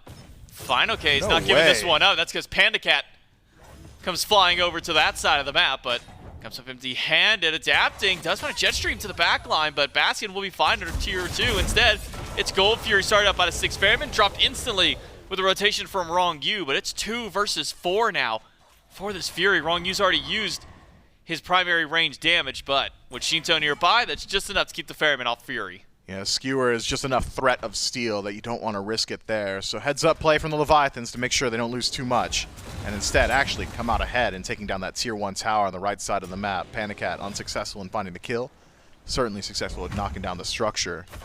And with no real response from the Styx Ferrymen, a small win over to the Levis.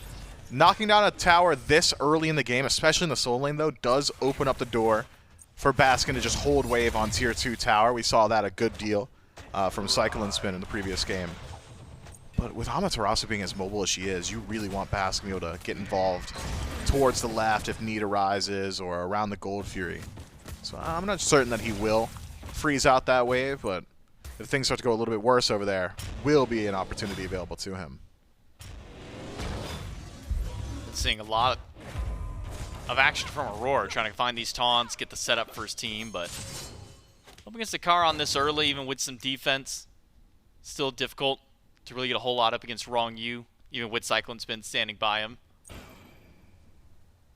So for these two supports, playing a little bit differently. You mentioned the double global presence of the two of them. Auror's maybe a bit more immediate than Ronngyu, taking your entire self over there, versus Ronngyu has to send a slow-moving wave across the map if he wants to make that a similar level of impact. We saw in that last fight over on the right side.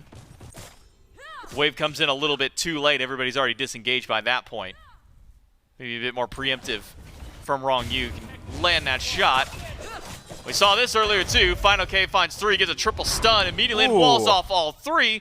But now it's PandaCat rejoining the fray, but he's by himself for the moment. Dashed up against Baskin. The tidal wave a little low this time. Baskin doesn't get the stun he's looking for. Sheento on the Kingslayer. Baskin's gonna go down. Nice knockdown. PandaCat credit for the kill this time around. That global presence matched. Athena can get there. So can Chernobog. Things happen quickly.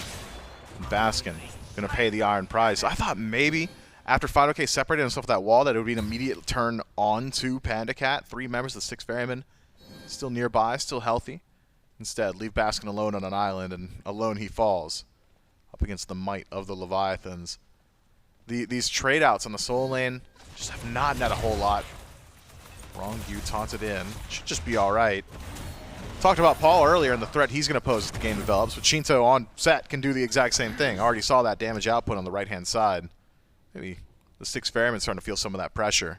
Might need to start making some of those rotations towards mid. Cyclone in threat for a moment. Adapting, showing up to the left side of the map. Able to walk back, still holding on to his beads as well, and ultimate. Means that unless he gets just completely blindsided by a bunch of CC and damage, should be fine, even with Ronngyu showing up over towards this lane, but at some point you got to put a little bit of emphasis towards one of these carries. I mean, you can try and shut down Baskin all you want. Saint's the opposite, and you can keep shutting down fineokay, but as long as this game goes 25 or so minutes, they're both just going to be tanks. Trying to keep one of these carries down as early as possible. Feels like that's just the call that you want to go for as one of these junglers. Yeah, but some of that opportunity is already starting to slip away as we approach level 12. Secondary relics will be picked up by both PandaCat and CycloneSpin, maybe on this next wave or two. And then all of a sudden, Adapting's ability to actually kill out. Cyclone goes significantly down. Cyno already in deciding to go defense in second slot. Not exactly the most lethal guy on the map. Won't be much of a threat towards PandaCat, but will only get harder to deal with PandaCat once that Aegis is available to him. Some power spikes hit though. Hastened ring for CycloneSpin, so chase potential much higher. He looks towards a little bit of penetration in that third item slot. We're going to look a little bit more at fineokay's build too. Breastplate of Valor. Not exactly the most exciting item in the world, but some CDR, some defense, some mana. All things that Cabrakan could really use. Both teams, lackadaisical approach to the early game. It's reminiscent of Game 1. We might be actually exactly where we were in Game 1. Yeah, basically no gold difference in these 15 minutes. Goal is maybe like 500 between the two teams at that point. It was 2, maybe 3 to 1 in kills. We're starting to hit that same stride. Those 2 kills for the Ferrymen might be a third one for Leviathans, with 3 chasing down Paul, but Paul stands his ground, doesn't expend any of his relics, trusts how much damage that he can take and how much he can potentially dish right back. Yeah, not a whole lot to Ronngyu himself. That damage is coming a little bit later once you get some more of that penetration available, maybe a Titan's Bane. Make that a bit easier for you to perform on. Soul Eater just now upgraded, so Transcendence and Soul Eater finish for Paul. It's going to be hard to actually apply damage to him. Baskin ults again, gets back up from Aror, but it's a pull from Adapting. Does Adapting have enough damage even with the full kit in hand? Has access to the Typhoon, but gives up the chase on Baskin. And even Auror's able to get out of there. 2 versus 1 for him. Pull back for Adapting. Slow root is there. Typhoon charges up. And Aror is as good as dead with a couple more in hands from PandaCat. And no rotation to help out on the right. Instead, it's another repeat play on the left. This time, though, fineokay TP's in. And CycloneSpin is down. Paul being chased. Used beads, Aegis, and ultimate. Now he's got nothing left in the tank. Keep going, and Adapting is ready to cut off the escape path. 5 on the board for the Leviathans. The Styx Ferrymen can't catch a break on any side of the map. No, the Leviathans have gotten the better end of the PvP on right, and now have prevented the Styx Ferrymen from going to counterplay Gold Fury. Instead, it's TP from fineokay, stops the push there, and takes the fight immediately afterward. First neutral objective to go down, although Gold Fury has been pulled 3, maybe 4 times already. It will be the Pyromancer, and it will be the Leviathans. Credit for this one.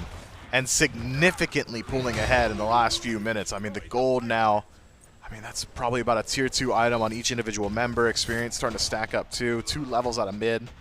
The most notable lead on map. PandaCat also nursing a 1-level lead over his direct lane opponent too. Leviathans, it's slow, it's methodical, it's responsive, but it's also been correct from them so far, the last 14.5 minutes. Dictated pace by the Ferrymen, who have been trying to get proactive, namely on that right-hand side, but the answers have always been there from the Order team. CycloneSpin actually goes down in that last fight with both relics up and ultimate. Maybe wasn't expecting the damage that was coming his way. A stray bit of CC that catches him out there from fineokay's rotation. So maybe not expecting exactly what was coming towards him. Maybe the fortunate part is he does have it for the next time that he finds a 2-3-man rotation to his side of the map. That's exactly what we're seeing for now. Adapting in Ronngyu, lurking through the left jungle. They're not going to go for at least the gank to the left side. Instead, might be trying to set up for the Gold Fury with Sheento now here. 4 from the Leviathans to start up gold. But just seeing a couple of players from the Ferrymen is enough to keep the Leviathans from pulling the objective. Yeah, that could not have been a real attempt. More of a heat check there from the Leviathans and Styx Ferrymen. Keep their presence up.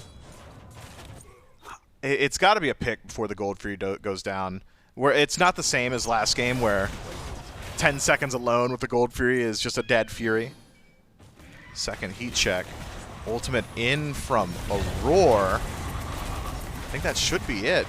No commitment, really. Still holding on, but fineokay's in the back. Tidal Wave comes out. PandaCat goes in, and Paul's up to the sky. Not much damage thrown from that one, but now Cyno running from Sheento, but Sheento's going to teleport right on top of him. Cyno might just have to take the boxing match because he's losing the runaway game this time. Sheento just walks him down, and now Baskin stuck around a wall again, gets a double stun up against Adapting. Little dash back to the tier 1 tower. fineokay taunts it forward, but it's right to Paul. That's right where fineokay and the entirety of the Leviathans want to be. Another tremor and another taunt. Baskin's in danger. He's stuck in another tremor. The cooldowns from fineokay are causing so much havoc.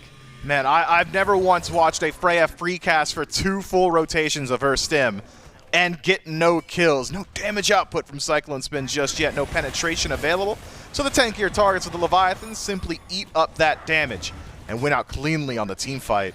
Didn't love Cyno's beads usage there. Uses it very late on the skewer slow. Maybe thought he would just survive regardless. Instead, Sheento, easiest pick of his life.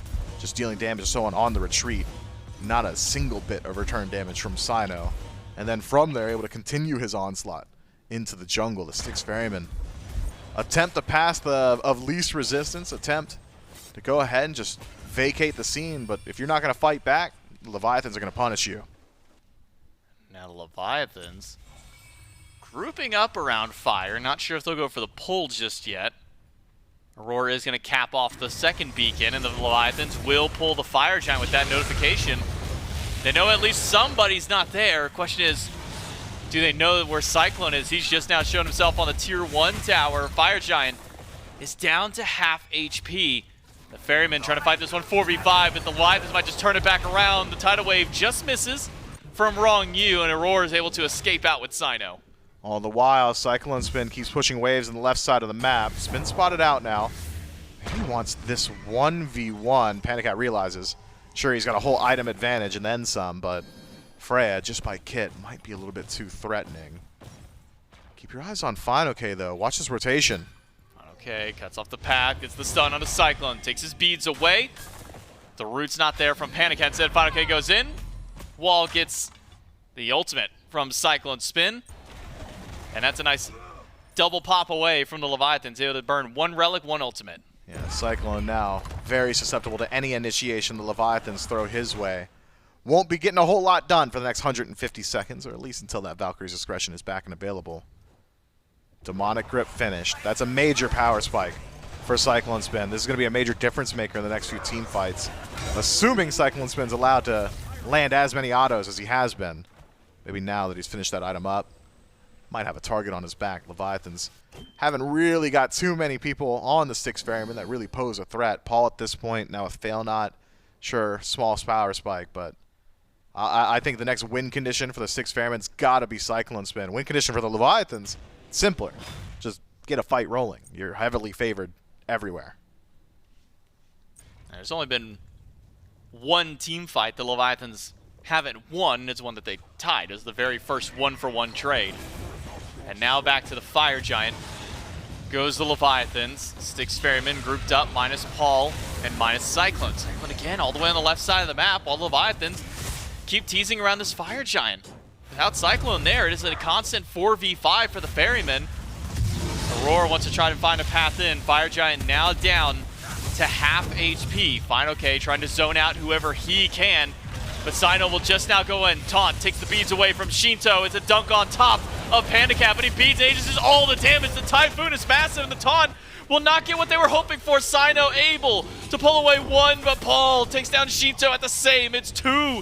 Trade for the Styx Ferrymen, even with the Fire Giant for Leviathans. The fight is going south. fineokay gets 1. PandaCat gets a double, and now Paul at low HP will be chased out, giving a double-double for the Levi's. I'm like 95% sure if CycloneSpin is there, that's a clean team fight for the Styx Ferrymen. Maybe the Leviathans just don't give over the fight, if that's the case, but great damage output, great CC chaining. Aror finds a 3-man dunk and a 2-man taunt. 2-man taunt from Cyno as well. Baskin puts out his damage. The Ferrymen, if they're in an even state, win out in that 4v5 cleanly as well. Just landed more of their abilities, but their ADC had eyes for farm. Now have eyes in the grayscale. Stuck around for a little too long there. Allows that teleport from fineokay, and fineokay's chase potential much too high. I mean, the fight looks a lot better than I thought it would. You get Fire Giant off of 2, Sheento and Ronngyu, but the battery of your team on Siege is the ADC, and PandaCat seems to be in a pretty decent position, doesn't he? Might have been the most unfun time I think CycloneSpin's had in a while. Gets double stunned by fineokay, then tremored, and then as soon as those stuns are back up, it's another 1-2 combo. Cyclone goes down. You're right to say that CycloneSpin not being at these last 2 fights, if he was over at Fire, could have turned things around, gotten some of that extra damage out. You mentioned big power spike of the Demonic Grip, but Demonic Grip doesn't do a whole lot of good if you're not hitting anybody with it. So Styx Ferrymen. He was slamming that tower, let me tell you. Didn't get it, slammed it though. He hit it, but not quite hard enough. So now it's the Styx Ferrymen on defense while Leviathans can start up their sieges. Well, Leviathan's siege is good. Only weakness is maybe a lack of AoE damage, but doesn't seem like it's going to be too much of a concern. So far ahead, any single target they make contact with likely will just fall down. PandaCat carrying a lot of that torch there. The one that needs to stay alive if they want to burn through some of these phoenixes, but you don't even necessarily need to this early in the game. Plenty of tier 2 towers to collect your gold from. Styx Ferrymen base defense is good though. Having Martichoras helps you out a lot in situations like this. Acid Rain, persistent damage on field, as well as just simple wave clear. Make it difficult for the Leviathans to move themselves forward. Trepidatious play here. Don't want to commit to the tier 2 on left. Prod the tier 2 in mid. Don't want to commit there either. Stygian Beacon. I mean, it's not a major award, not a major fire giant power play, but it's something. Holding out under the tier 2s. On the Ferrymen, Leviathan's not willing to fully commit to one of those pushes just yet.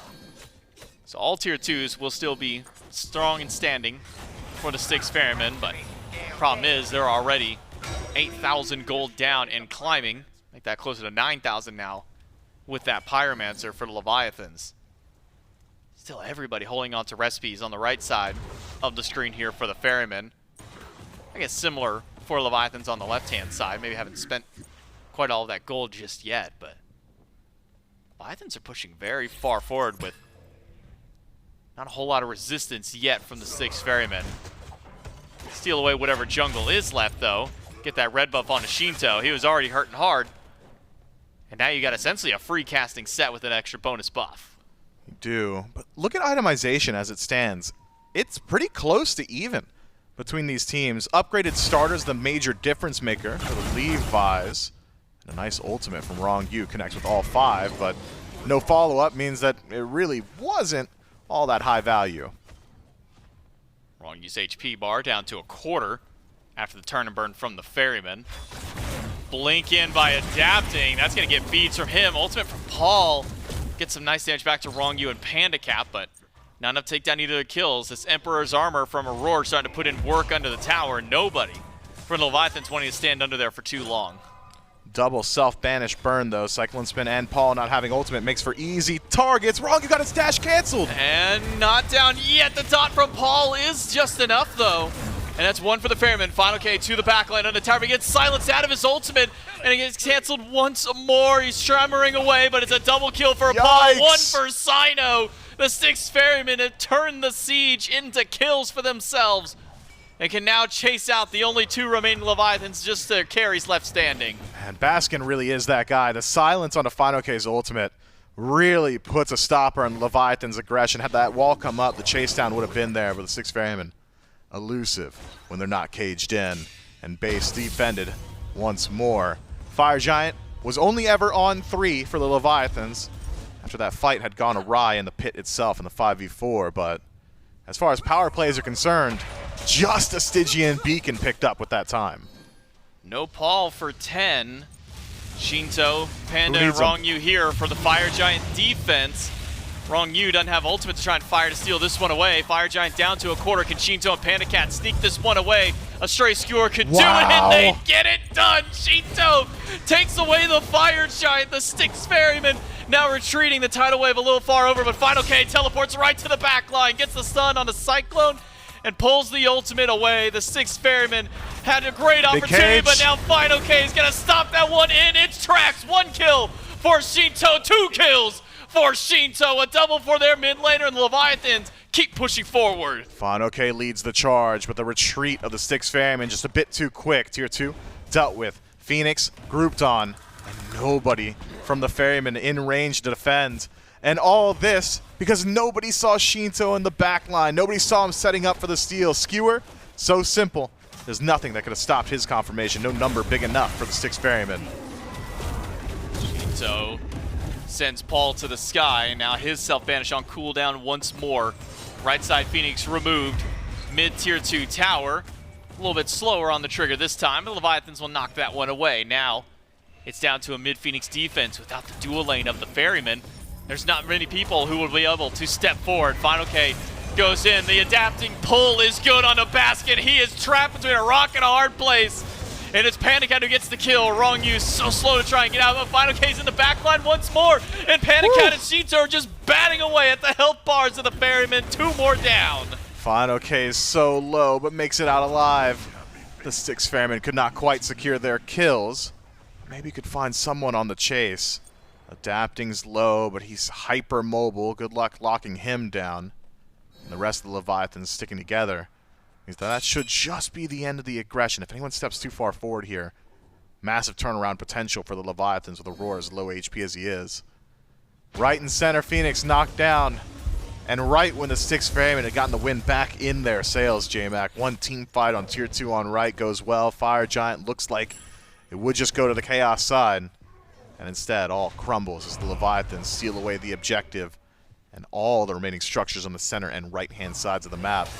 Game's simple from here. Grab Pyromancer, head back to base, spend all your gold, start working your way over towards the left-hand side. Styx Ferrymen base defense still good, still certainly capable of putting up a fight around it. We saw the Leviathans do just that for an incredibly long time in the previous match. I'm thinking the Styx Ferrymen might have the juice, J-Mac. They might be able to keep this game rolling, but still with a minute left on the power play, Leviathan's got some time to play with. I think any team with a combo of Aror, Paul, CycloneSpin, a team that's able to drag these games a little bit longer. We saw it all the way back at Masters where beforehand games were averaging 25, maybe 30 minutes. Wasn't until we started getting some of the Ferryman games, these ones started pushing 40, 45, even longer than that. But are they going to be able to defend with 2 Phoenixes already down? 1 more standing. The Leviathans step up, adapting on his way to the party. The rest of the team already on the scene. The Leviathans waiting for that wave. They got Fire Giant. It's not enhanced Fire Giant, so still need the help of the minions to push in. But a bit of an odd split of where everybody's standing for Leviathans. It's not a full committed 3-2 or 4-1. It's kind of back and forth between them. I mean, there's nothing to push in the center of the map, so just getting those fire mini waves further and further up, I think the goal of the Leviathans, and now that they've got them, starting to approach the throne room of the Styx Ferrymen. Group up a little bit more significantly, but I'm not even sure the Leviathans realize how many of the Styx Ferrymen are actually in those tall grasses. And stealth, so annoying to deal with.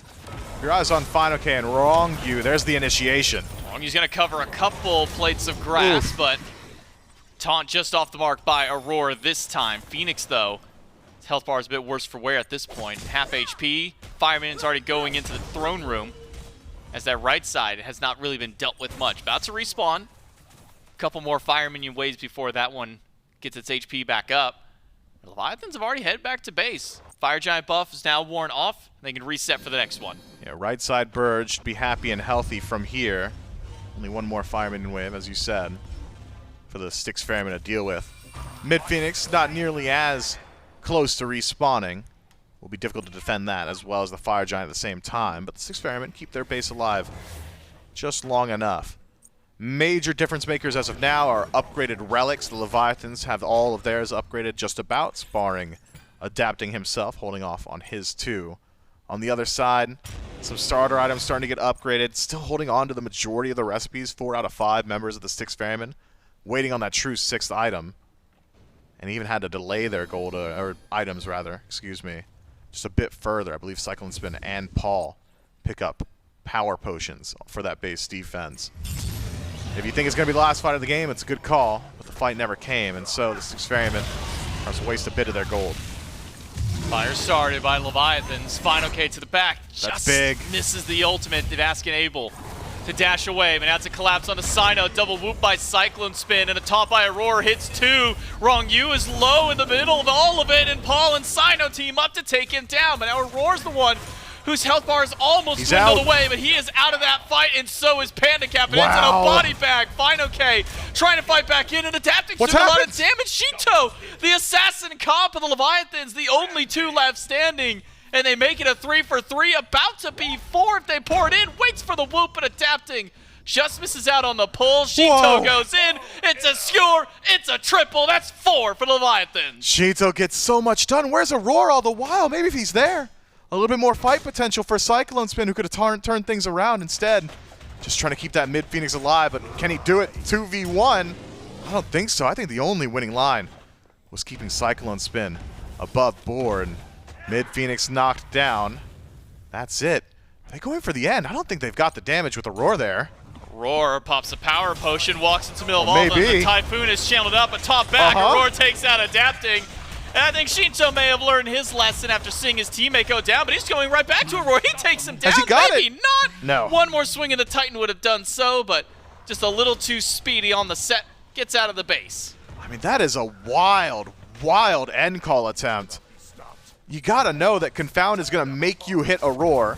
And if you're hitting Aror, Titan's gonna hit you. Styx Ferrymen and Aror get a lot done on the defense, and even in desyncing the deaths. Auror's got global presence on respawn, adapting does not. So 4 seconds difference just about on respawn means that Aror will get there first. The Styx Ferrymen might just have the advantage on the Fire Giant pool.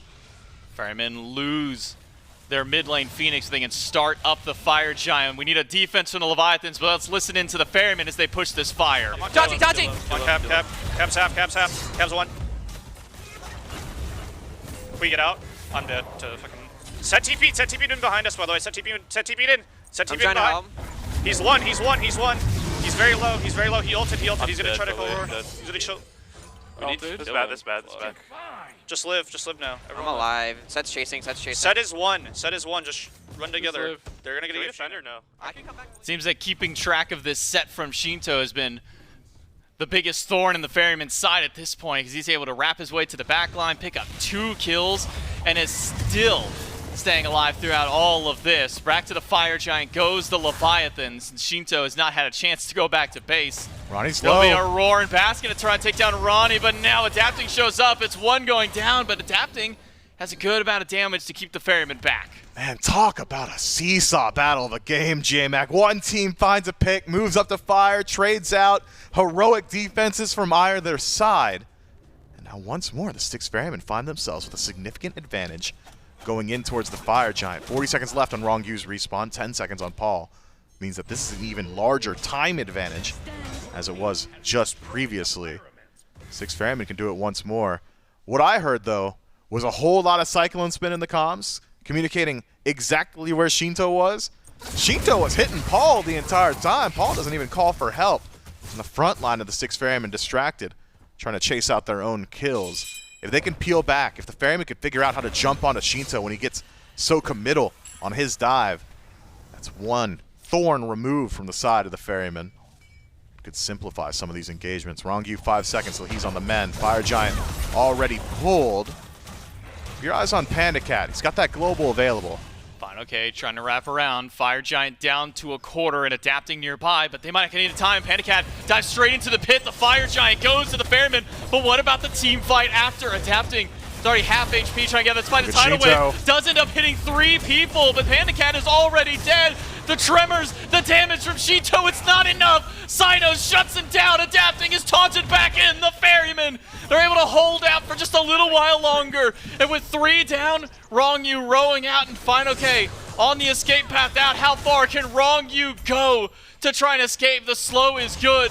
There's so many structures standing in the way, but that's not enough to slow down the Ferrymen. The damage output from the Styx Ferrymen, when things line up, they line up well. And the Leviathans now only have fineokay alive. Base race against minions? I like the Ferryman. Is he TPing in for it? He's trying to go for the base. He's got to get fast. But he doesn't have any minions with him, and he doesn't have a whole lot of damage. He's got to go right back to base. He's got ultimate to try and stop this one out. He's got to use it now. Blocks away Paul's damage, but that's not enough. The wall has already been broken down, and so has fineokay's health bar. The Titan goes down. The Ferrymen win the one fight they need. They get a deicide at the end, and it's game 2 to the Ferry. 2 heartbreakers for the Leviathans. Game 1 barely holding on for all 50 minutes. Base defenses for 30 straight, and eventually lose out on one play. This time, Levi's hold control and can't close out the game themselves. They lose the exact way that they were trying to win previously. Styx Ferrymen. It's not clean, it's not pretty, it's damn entertaining.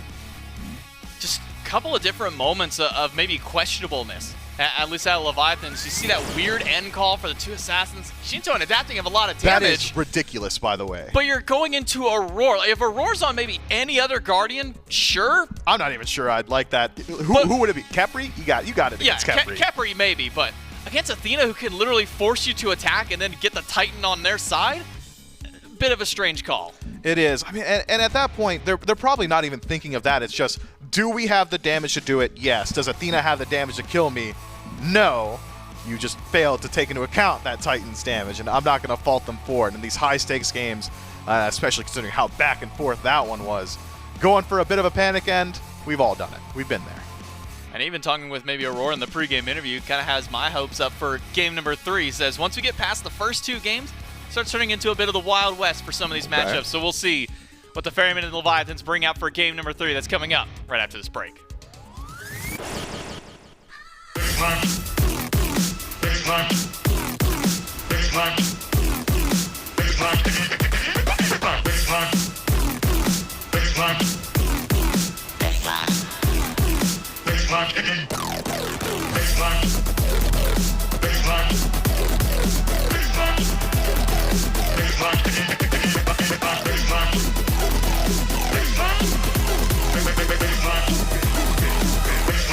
Yes, I'm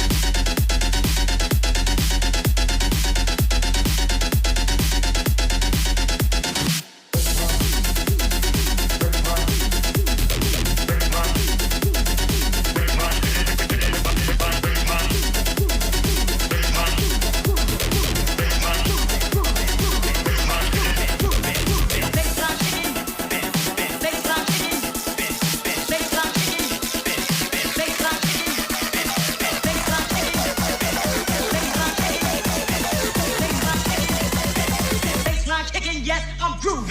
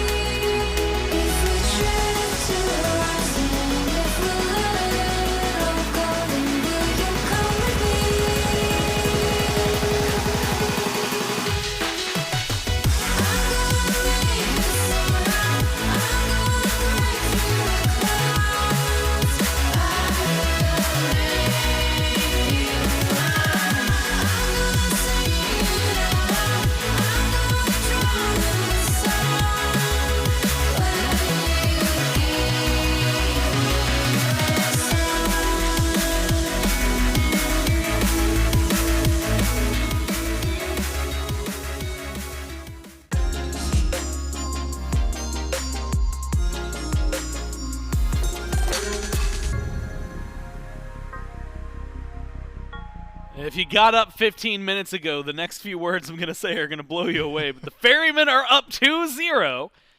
And that is in spite, Trelly, of everything it seems that could have possibly gone against them. And really, maybe specifically up until the very end, there were a couple of fights I remember Miff had even attributed saying, if Cyclone's there, they win that fight. And eventually Cyclone was there and they started winning those fights. But, I mean, you are talking backs against the wall. Theoretically, this game is over and you're starting to think, okay, we're going game 4. What are we doing next game to stop this? But Ferrymen hold out. They get the job done. Yeah, it seems like both of these teams have been in extremely winning positions where they have the lead, they've got the map state, they've got Phoenixes down, but they can't translate that into actually killing the Titan, right? It's the Titan siege that has been a problem. Let's not forget the Ferrymen were in this same position last game where they essentially had thrown their lead, given the Leviathans a chance to go for the end call, and then decide to push in down the left Phoenix. They got to pick onto adapting and essentially go in for the backdoor play. So in this case, same thing, right? The Leviathans have the overwhelming lead, and then it's a bit of a throw where their Fire Giant fight doesn't quite go well. You can see that Cyclone eventually did rotate into these fights and provided some good TPS, but I think it was a lot of Cyno and Baskin getting to the back line and just CCing as you would expect them to do. The double warrior comp should be able to get to the back line, but that's what I noticed a lot of. When these team fights were happening, it was Cyno and Baskin diving, but in doing so, they were also peeling because fineokay was a menace this game. I thought he played phenomenally on this Cabrakan. A lot of walls, a lot of good CC for his team. Unfortunately, again, it's all about killing that Titan, and sometimes it just doesn't work out. I even loved fineokay's play, to be honest. When it's a 1v4 here, there's no way, as you can see, that he was going to defend this Titan. So he ends up teleporting the second he figures out there's a fire wave on the enemy Titan, but he could not get there in time, and because of that, he had to channel his back and try and just, 1v4 and defend, and that's not really something a full defense Cabrakan can ever pull off. It might have been the most ill-timed Phoenix respawn in SMITE, period. Like, it stopped him from getting so much done. He was 4-5 and 18. If you look at these KDAs, specifically 6-2 and 14 for PandaCat, and 12-2 and 11 for Sheento, then you're thinking, man, Leviathans, you killed it. What a great game to win. And yeah, they killed it. That's absolutely right. They dominated that game. They still, unfortunately, for the Leviathans fans out there, eat a massive loss. And a lot of that is just the Ferrymen, like you said, holding out. I mean, Cyclone's like 1-6, Aror was 1-5, 0-5, something like that. And so knowing that that's the kind of balancing you were going up against, sometimes, Trelly, it's hard not to get in your own head and think, we did everything we could. We literally did everything we could except in the game. And unfortunately, that wasn't there. So we'll find out Picks and Bans, Game 3. How do the Leviathans respond? And what do they change, if anything? As now their backs are against the wall, do or die. If the Ferrymen win the next one, it is over. So I'm going to ask you something very similar. Do you keep things the same? What do you change up from Game 2 to Game 3, even though most of what you just did was widely successful? I mean, I'm sounding like a broken record here, but the Ferrymen are not happy with how that game went either, right? It's just, that's what I said after Game 1, where the Ferrymen won, but it wasn't pretty. They had the early game down, and then it was a bit of a throw, and then they get back in their favor. This time, the Leviathans have the early game down, bit of a throw, and once again, the Ferrymen come out on top. So both teams have not cracked the code on how to win early game, translate that into an easy late game fight, and just end. The end call has been the problem. So trying to take away some of these ADCs that are able to burn through objectives seems to be the call here for the Leviathans. That Olorun is not going to make it through. The Ferrymen, who are in the second pick position, have been conditionally just getting rid of that Pele in this slot, but it looks like the Chernobog is a bit more pressing for now. They don't want PandaCat to have that global presence. They don't want to have to deal about split pushing. They don't want to have to deal with just about everything that Chernobog can provide. So do they still ban the Pele in that last spot and try and force the Leviathans into grabbing some sort of early pick like they did last time is the question, because, again, Sheento popped off on the set. Wasn't really enough to translate into an end call. Set doesn't have the greatest Phoenix push, right? He's melee range. He doesn't want to teleport in. Maybe a double ABC composition could come through here. That's something that Sheento hasn't been able to shy away from at times. He isn't against playing hunters in that mid role. But this is another pick that I expected. The Athena. That one's not going to be getting through again. And considering how the Ferrymen double picked the Athena Freya, maybe that's something Leviathans want. Maybe they're looking to grab that Freya for PandaCat. Could be something. I mean, Ferrymen, if I remember correctly, banned it out in game 1 to keep the Leviathans from being able to pick it. That was after they got the Olorun, though, to try and balance some things out. Of course, Leviathans then ended up going with Sol and Artemis as their carries. Some wiggle room in that regard. First pick is just so... I mean, it feels like there's so many gods that are so good right now. Yep. Like you said, Chernobog, who is still 100% picked ban. Pele, Wow. who has been 100% picked ban so far. Freya is the option to ban away. Pele will be locked in. Do you like the idea of prioritizing the Freya ban over letting something like Pele through? It seems like that's what they feared more. And again, that was what they were thinking about, right? We knew that Pele was the ban last time, and they were able to grab Freya for themselves. The Leviathans banned away the Athena this time, so it was clear they were looking for that Pele or the Freya. They were down to take either, and in this case, Leviathans are happy grabbing that Pele. Only question is, do you give it over to Sheento or do you give it over to Adapting? We'll have to wait to see, whereas the Ferrymen have to decide how to deal with this Pele. It seems like Ares has been a pick that has been banned away pretty convincingly. Because of that, you get to grab the Ares, and Sheento's not going to get his hands back on the set, so you just hand that one over to Paul. I love this top 2 for the Ferrymen. I mean, Pele has been so impactful, but Set has had fantastic performances pretty much all week, and there's a reason this Ares was banned away a good portion of this set so far. He's going to have... I'm going to call it an interesting time, because right now, Ares, you're super high up. They can theoretically pick around that and say, okay, well, I was going to play this guy. He's all right, but he's not great in the Ares. Let's avoid that. At the same time, maybe you're going to just pick what you were going to pick, and the Ares is going to have a field day nonetheless. Set, locked in, like you said, it's going to be good. Partially for the Ferrymen, they've had, Cyclones played it. You've had Paul play it. And Cyno's played it on occasion, though it's not necessarily been the huge go-back to in the jungle for him. That's a nasty top 3. Yeah, gets answered by Cabrakan and Raijin. What a crazy top from the draft. I mean, here's the thing, right? We've seen this Ares pick time and time again. Ares is no longer the, hey, they don't have CC immunity, so I'm picking Ares. The buffs to Ares were massive, so now he just is a standalone good support no matter what the enemy team comp is. However, there is one pick that I think just absolutely does not care about Ares, and that's Cabrakan right now. What does Ares chains do, right? They slow, they cripple. Cabrakan's got no abilities that care about a cripple, and he's slow immune. Ares tries to pull his team and grab the team and back up and pull you towards you. You get Absolution, and you just wall in the Ares. He can't get a nice pull-off, can't set up for the team, and you've trapped in the Ares as well. I think this is a great grab for the Leviathans. The Raijin itself does not appreciate this level of CC that the Ferrymen have, but if they get another Guardian in the later half of their draft that can peel for Raijin, the Leviathans should have a good time trying to keep this Raijin alive. Yeah, he'll stop stressing out about it as much. Still has to stress a little bit now that the Erlang Shen locked in a second time here for the Ferrymen. Took away one set of taunts from the Athena. The Erlang going to be there. It was all about setup before. You've got quite a bit of that, some good follow-through on the Ferrymen. They go ahead, start looking towards their bans, and specifically go for the Kernanos. First and foremost, trying to isolate PandaCat's picks as much as possible. Hades is the response on the other side. And after, maybe not the highest pick ban priority period, but considering where he's been at, I mean, Hades is still in the 60-70% area for presence on, I guess, this screen. And then his presence in field has been phenomenal when he has been played, so I'm kind of surprised that he's been thrown to the wayside by these two teams. Well, banned away in the top 2, or the bottom 2 rather, isn't terrible, so still up to determination. Man, it's crazy, but I really wouldn't mind seeing the fineokay Thor here. Not something he's went to recently, but give this Cabrakan instead of going back to solo to fineokay, which still had a fantastic performance. I'm not saying that he didn't do well in the Cabrakan, but I'm just thinking about how Raijin's going to need someone peeling for him, and I think this Thor can provide a lot of what that team fight would be looking for. You have a double dive with the Pele and the Thor, and then you should be trying to CC, the picks like the Ares and the Set, for example. I'm just imagining how Sheento is going to be piloting this Raijin and how you have to worry about the silence from Amaterasu, the pull-in from Erlang Shen, and of course the chains from Ares. You need someone getting to the back line. We'll see if this is going to be Cabrakan going back to fineokay, or will he look for something like the Thor?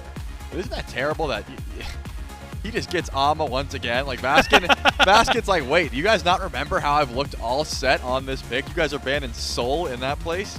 I truthfully don't think that Cyclone values that Soul pick as much as Baskin is going to be valuing that Amaterasu. Yeah. If you were balancing the two, the Ama takes precedent. And the Ferrymen are happy to have it. Look, we were talking, man, it feels like they need maybe just a little bit more setup. I think Ama fits that exact note for them. Heimdallr.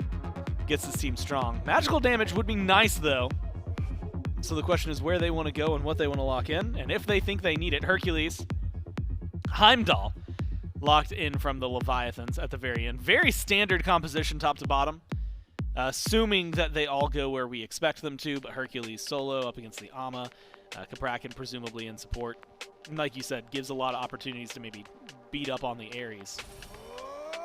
And it was hovered for a little bit as an wash, but instead it is a lock-in for the Rom, which should be going over towards CycloneSpin. So Set going in mid towards Paul, which is a very dangerous conversation. Yep.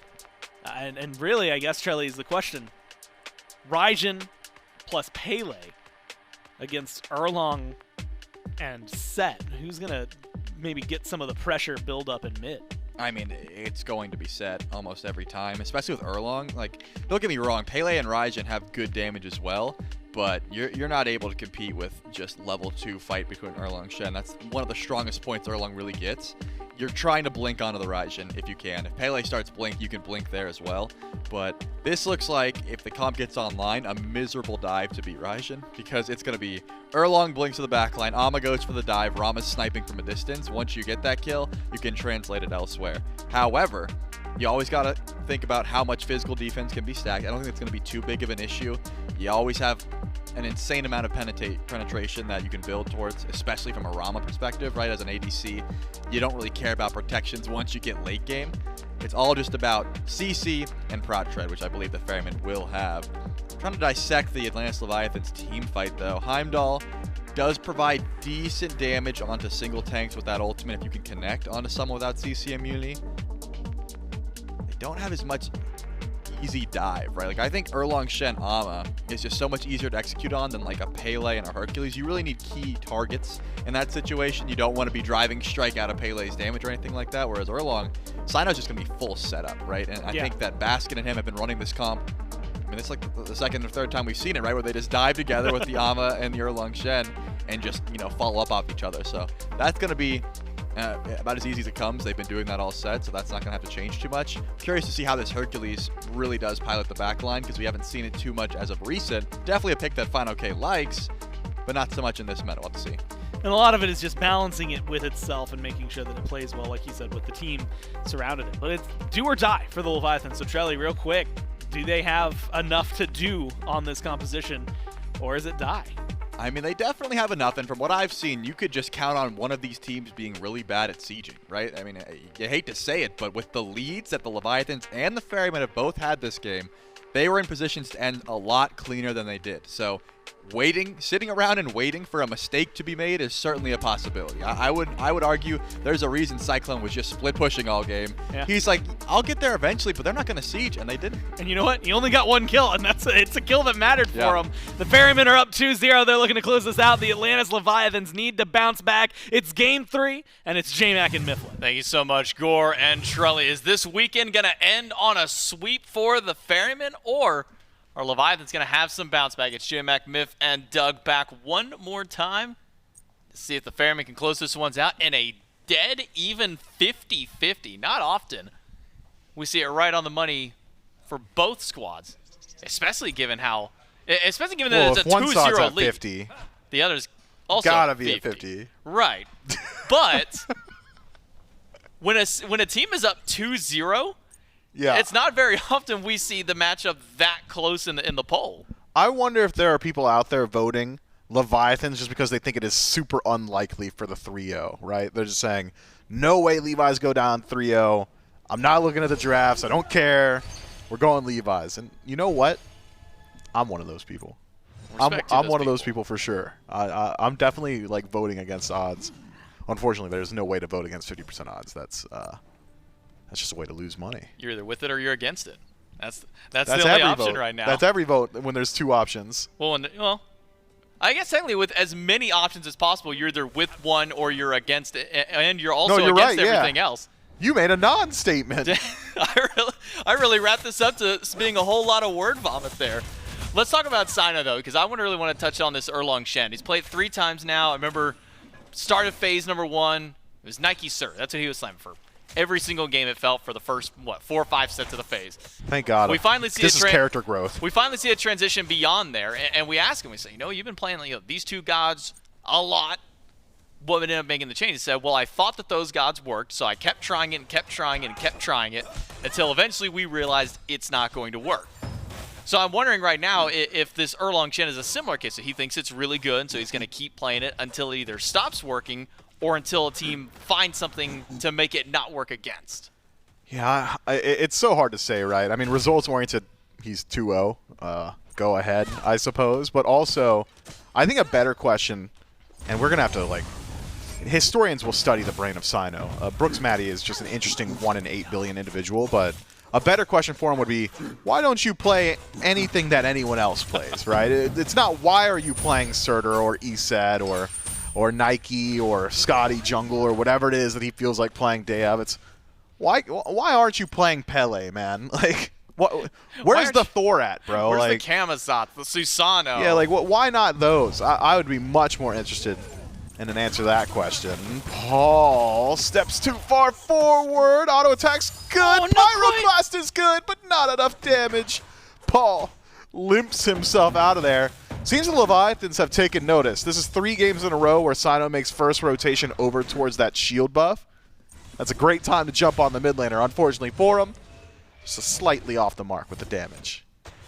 Cyno does go over, gets shield buff, rotates in, gets right side mids for himself, while Paul gets to have all the farm in mid to himself. Nearly does go down to adapting in Sheento, but I believe just a small little health potion ticking away keeps him alive. Sheento can now head back to base, start working on his first item up. And the real annoying god in Cabrakan moving from one side of the map over to the other, a switch up from fineokay's performance on the god. And I love what you're seeing from fineokay. Build a little bit of damage first, help you in wave, and then just build straight up annoying defense items to deal with. Yeah, I'm thinking Ronngyu is just going to go all annoying defense items this time around, maybe. A luxury damage 6th item. Speaking of fineokay, though, his performance on it was great. Has gone for what I can only assume is going to be Golden Blade in first slot on Hercules. That's something we haven't seen in a little while. Used to be the flavor. Helps you out with clear. Real strong in that regard. Additional movement speed. It really helps out with the CC-focused warriors, the guys like Tyr and Hercules that are just about getting behind you and pushing you into the team. It's going to help out with that. But it also leaves you open to ganks. Fortunately for fineokay, the gank that would come his way is Erlang Shen. I don't really love how Erlang Shen interacts with... Oh man, I'm racking my brain. I was going to say Hercules, but I'm thinking, who would I want Erlang Shen into in general? Yeah, I'll interview Cyno soon. We're going to ask him about that Pele and that Thor. Maybe if they get a win today, we can ask him about those. See why he's not playing those. But I'm also wondering why the Golden Blade for fineokay.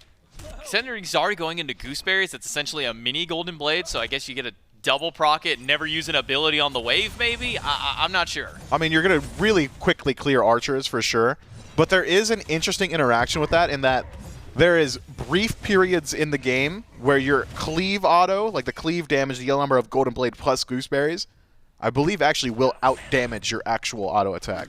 That's never going to come into play. Nobody's getting a kill off that, but like, what if? What if? Like, what if? It's always those what-if questions. Odds are low. Those like 1 in a million chances to see. Odds are low. But it could happen. Yeah, never 0. So what we're going to be looking out for is those 1 in a million, those non-zero odd chances. For now, fineokay is just going to eat some damage from Baskin. He's gone into the Failing's first item, which we tend to see a lot of when we're seeing more auto-attack-centric solos against each other. Get that free damage out there. Oh, and he's got it here. That's an auto-attack Hercules with Wing Shard, you know? I'm thinking Baskin has... go Wing Shard, too. Did he checkmate him? Is this checkmate for Baskin? It might be. No, because Baskin's not going to get hit by him. It's the cleave autos. Gets pulled into tower. Takes 1 tower shot. And now fineokay can just deal with the totem. Look, Baskin's not going to want to set the totem. He's going to take cleave autos from walking up to there. Well, not yet. That's free. Well, oh yeah, soon will. Soon will. Not yet, though. Yeah, not yet. Not quite. Baskin will have some himself, as he has elected to pick up the gooseberries as well. I've become accustomed to this pace, J-Mac. The first 5 to 10 minutes of the game seems to be relatively low kills between these two teams. But I'd argue that the Leviathans should be fishing for kills a little bit more so. Heavy CC output, good damage from Pele. A lot of good could happen. Baskin holding on to ultimate, will use it. Doesn't find a stun against anybody. Trying to check out for the dash potential. Needs the cooldown 1 more second. Has it there. 2 ults from the Leviathans, and they get nothing from it. fineokay watches Sheento whiff every taiko drum, and it says, look, I could pull Baskin here. I'm going to hit the wave, man. You got nothing left. That's tough. I mean, movement speed from Amaterasu first ability plus movement speed from Wing Shard. He's fast. He's hard to hit. Maybe could have found like 1 taunt, though. Want anything? I don't think any of the follow-up damage after connected either. Well, there was no damage after. He did the whole kit before the taiko drum, which did hit some of it. Aror gets beats. Nope, gets ultimate from PandaCat. It's one or the other. PandaCat goes with the lower of the 2 cooldowns in ult. Dashed away from Aror. And that's something we saw from Aror in game number 1. Now, it was mostly targeted at Ronngyu at the time, where he just walks up, I'm going to ult. You're either going to ult in response or you're going to get pulled back. So now going on that against PandaCat, trying to keep that ultimate cooldown. Maybe was hoping he would go for beads instead. Now Cyno. Maybe trying to go for a gank against fineokay, but... You think maybe Fine knows? Low chances for this one to go. fineokay is playing very cautiously around this cooldown buff. Use the knockup, but I don't think he's going to commit too far forward. No. Cyno dancing on top of fineokay's ward probably has something to do with it, but no way for Cyno to have known that it was there. Regardless, and just showing presence is value, and I think that's something we see at the highest level of jungle play more often than just about anywhere else is you don't really need to commit to rotating towards the side lane. Stepping on a ward is an interaction. It shows the enemies, hey, I'm nearby. If you do decide to try and contest this, if you do decide to step up whatsoever, I could be there at a moment's notice, and in doing so, essentially guarantees Baskin that neutral camp, that CDR camp, because fineokay knows, I can't step up here. Even without Cyno making the full rotation of my lane, he could. And that's enough of a threat. fineokay, trying to get those gooseberries stacked up. Meanwhile, adapting, sought out by Cyno and Paul inside the jungle. This fight is going sideways fast for the Ferrymen, but Paul is able to turn around and get one. Now Ronngyu tremoring away as Sheento slams away with some damage. Ronngyu is able to take out Paul while Aror is now trapped behind a wall. Sheento trying to pelt in any damage that he can, but the change from Aror will slow things down. And then with a first blood for the Ferrymen and an immediate turnaround kill for the Leviathans. Man, if that no escape is a half-second faster, maybe Paul makes it out alive there, but instead pulls in afterward. And so, a trade out 1-for-1.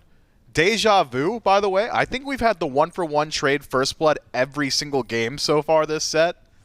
I think each time Styx Ferrymen have come away with it as well. This time around, though, it's the Leviathans nursing a ever so slight lead. But I'm looking at the relics, and I'm seeing a whole lot of beads burnt there on the side of the Leviathans. Another rotation from Aror might find some value if he can get that ultimate back up soon. Also take a peek at the relic selection from Ronngyu. Cloak of the Ascetic already finished up. That is very fast. We've been seeing a lot from some supports. Not every support has been rushing to upgrade that meditation. There have been a few, namely Genetics comes to mind as one of the players who has Ronngyu occasionally when he's given the opportunity to do so. So many extra cooldowns, especially when you throw in Bow alongside it. The 20% CDR Rongyu's already got built. Blue Mask is already there too and in play. Man, that is some fast cooldowns that you're going to get this early in the game. Yeah, everybody's probably playing with upwards of like 30 to 40% already. So one of the fun aspects of those jungle masks is just how quickly you can get some of that CDR available, really boost the viability of some of these more ability-focused gods. So, keeping our eyes on it. fineokay clearly has the damage. Cyno could show up, but I'm not really sure you can kill him. Taunts him back out of tower. And fineokay dashes right back into tower. Not concerned whatso bit about what Cyno has going. We'll lose out on both of his bastions. Oh no. A little bit of gold going over to the Ferryman for that. The gold's dead. Even 10 minutes in, we're exactly where we have been the last couple of games. All we need is one more kill, Miff, and we're exactly where we were in game 1 and 2 by the 15-minute point. It really feels like only Cyno is kind of willing to step up to start out these fights. Yeah, and he's got essentially 2 HP bars, so I wonder why it's him, right? I'll just go in with 9 turns blessing. If things get rough, I'll turn into a turtle, right? And for the most part, we'll get him out of the majority of these situations. Even adapting, going for a bit of a slower build. I believe that's Soul Eater in second slot. Bound Gauntlet, gotta flex it. Don't get to talk about it too often. That is a really weak tier 2 item. It is also a very slow to build up stacking item. Need 100 of those. So going to be a little while till adapting finds the value there. Kind of indicates to me that the Leviathans are content to just farm it out for the next few minutes. I don't think Baskin realizes how many people are here because Rongyu's also nearby. Stun does land against 2, but Baskin dashes away, buying time more than anything. So fast. Sheento will crash in. The Raijin So hits. dead. That's going to slow him down. One more in hand, and that's Sheento with the kill. Puts us at 2-1. But the immediate response now is a tier 1 tower for the Ferryman. The wall catches out 2 of them quickly. Paul's going to go through. No escape will hit 3. We'll pull all 3 of them back in. But the follow damage is all on a Cyno instead. The Leviathans now up 3-1. Yeah, those skewers hitting pretty hard, but not hard enough to just 100-0 adapting. Not just yet. So it's tier 1 tower taken by the Styx Ferrymen in trade of 2.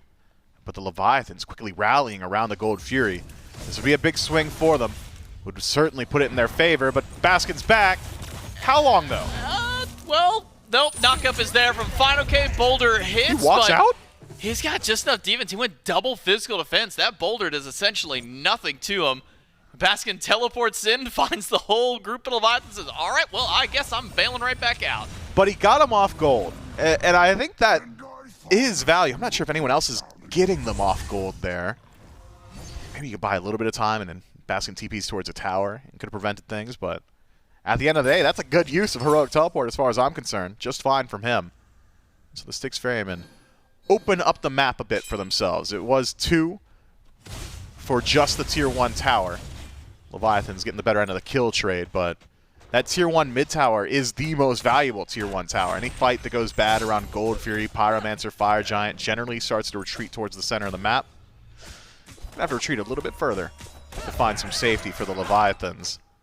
And that's tough. I mean, looking at the composition from the Styx Ferrymen, it's dive. Baskin, Cyno, Paul all dive. Auror's going to be a part of it too. Sheento doesn't really have the best self-peel in the world. Could be a little bit difficult now for this Raijin to farm up safely. Boulder from fineokay to work on clearing the wave.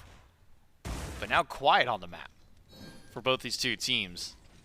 We're not wanting to catch themselves out of position and potentially lose out on a Fury, given the damage output that both teams have around these objectives.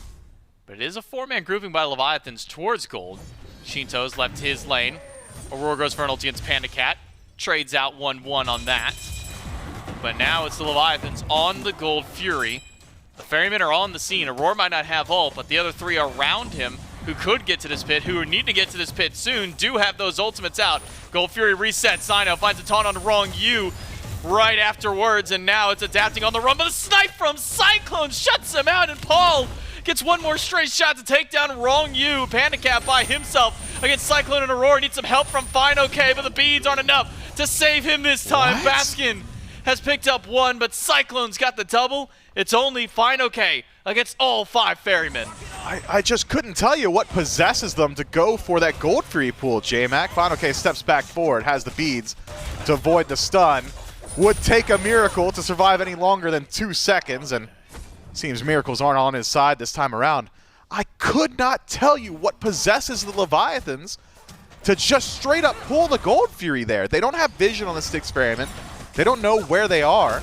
In fact, they realize that the Ferrymen absolutely know where they are, as I believe it was Sheento clears out a Sentry Ward around that Gold Fury pit that had already pinged the entirety of the Leviathans roster. Stick around to the objective, drop it down to 50%. All the while, Ferrymen say, okay, we're PvPing though, and we're already in your backline. And here's the thing, Paul's on set, and he's Paul. Paul's going to do it to you every single time. Crazy decision making. I mean, even adapting gets poked out before the fight even starts proper. Finished off, by the way, by CycloneSpin, but frustration play from the Leviathans. It's just got to be. I mean, has been a mentally crushing set throughout the entirety of it with how the pace of game 1 and 2 has gone, but lose a bit of the thread there around the Gold Fury. And we can dial back to game 1. It was Styx Ferrymen essentially in the lead the entire time. It was 25 minutes of nonstop defense from the Leviathans, and they finally find their break point. All to have one single pick go through, and the Ferrymen to backdoor the Titan to win.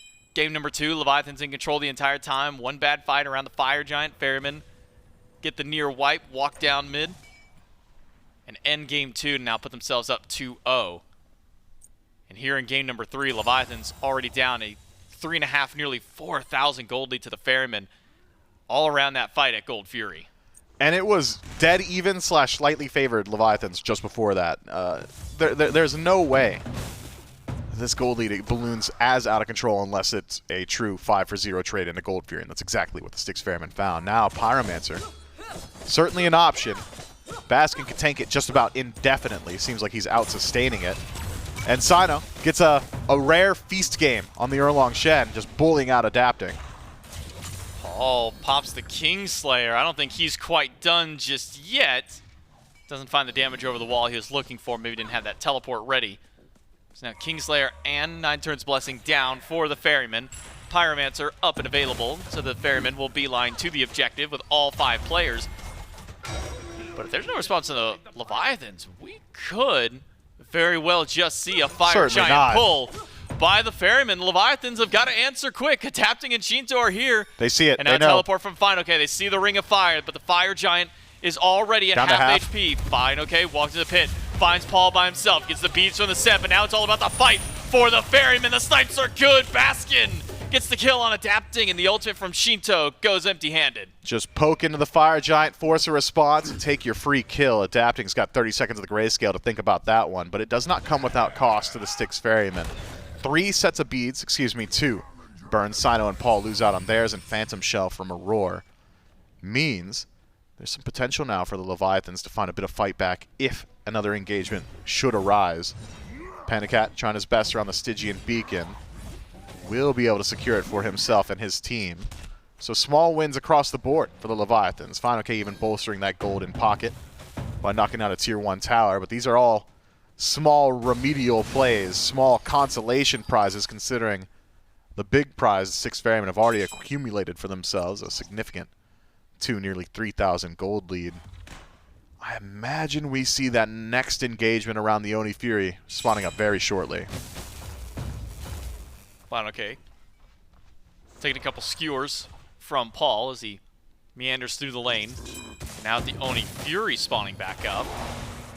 Might just be the next spot the Leviathans head to, but if the Ferrymen catch wind of it, we saw how fast the Fire Giant was going down initially. If you don't keep at least one member of the Leviathans on this right side, could see Ferrymen just respawn with an objective of their own. With it being slower now. And I say that just in the sense of not a whole lot of fighting has happened. I also say that as Baskin teleported over. And now the entirety of the Ferrymen, they're just barreling down to PandaCat. Come here. I don't know what PandaCat said to them in the hallway between games, but they are not happy about it. PandaCat down.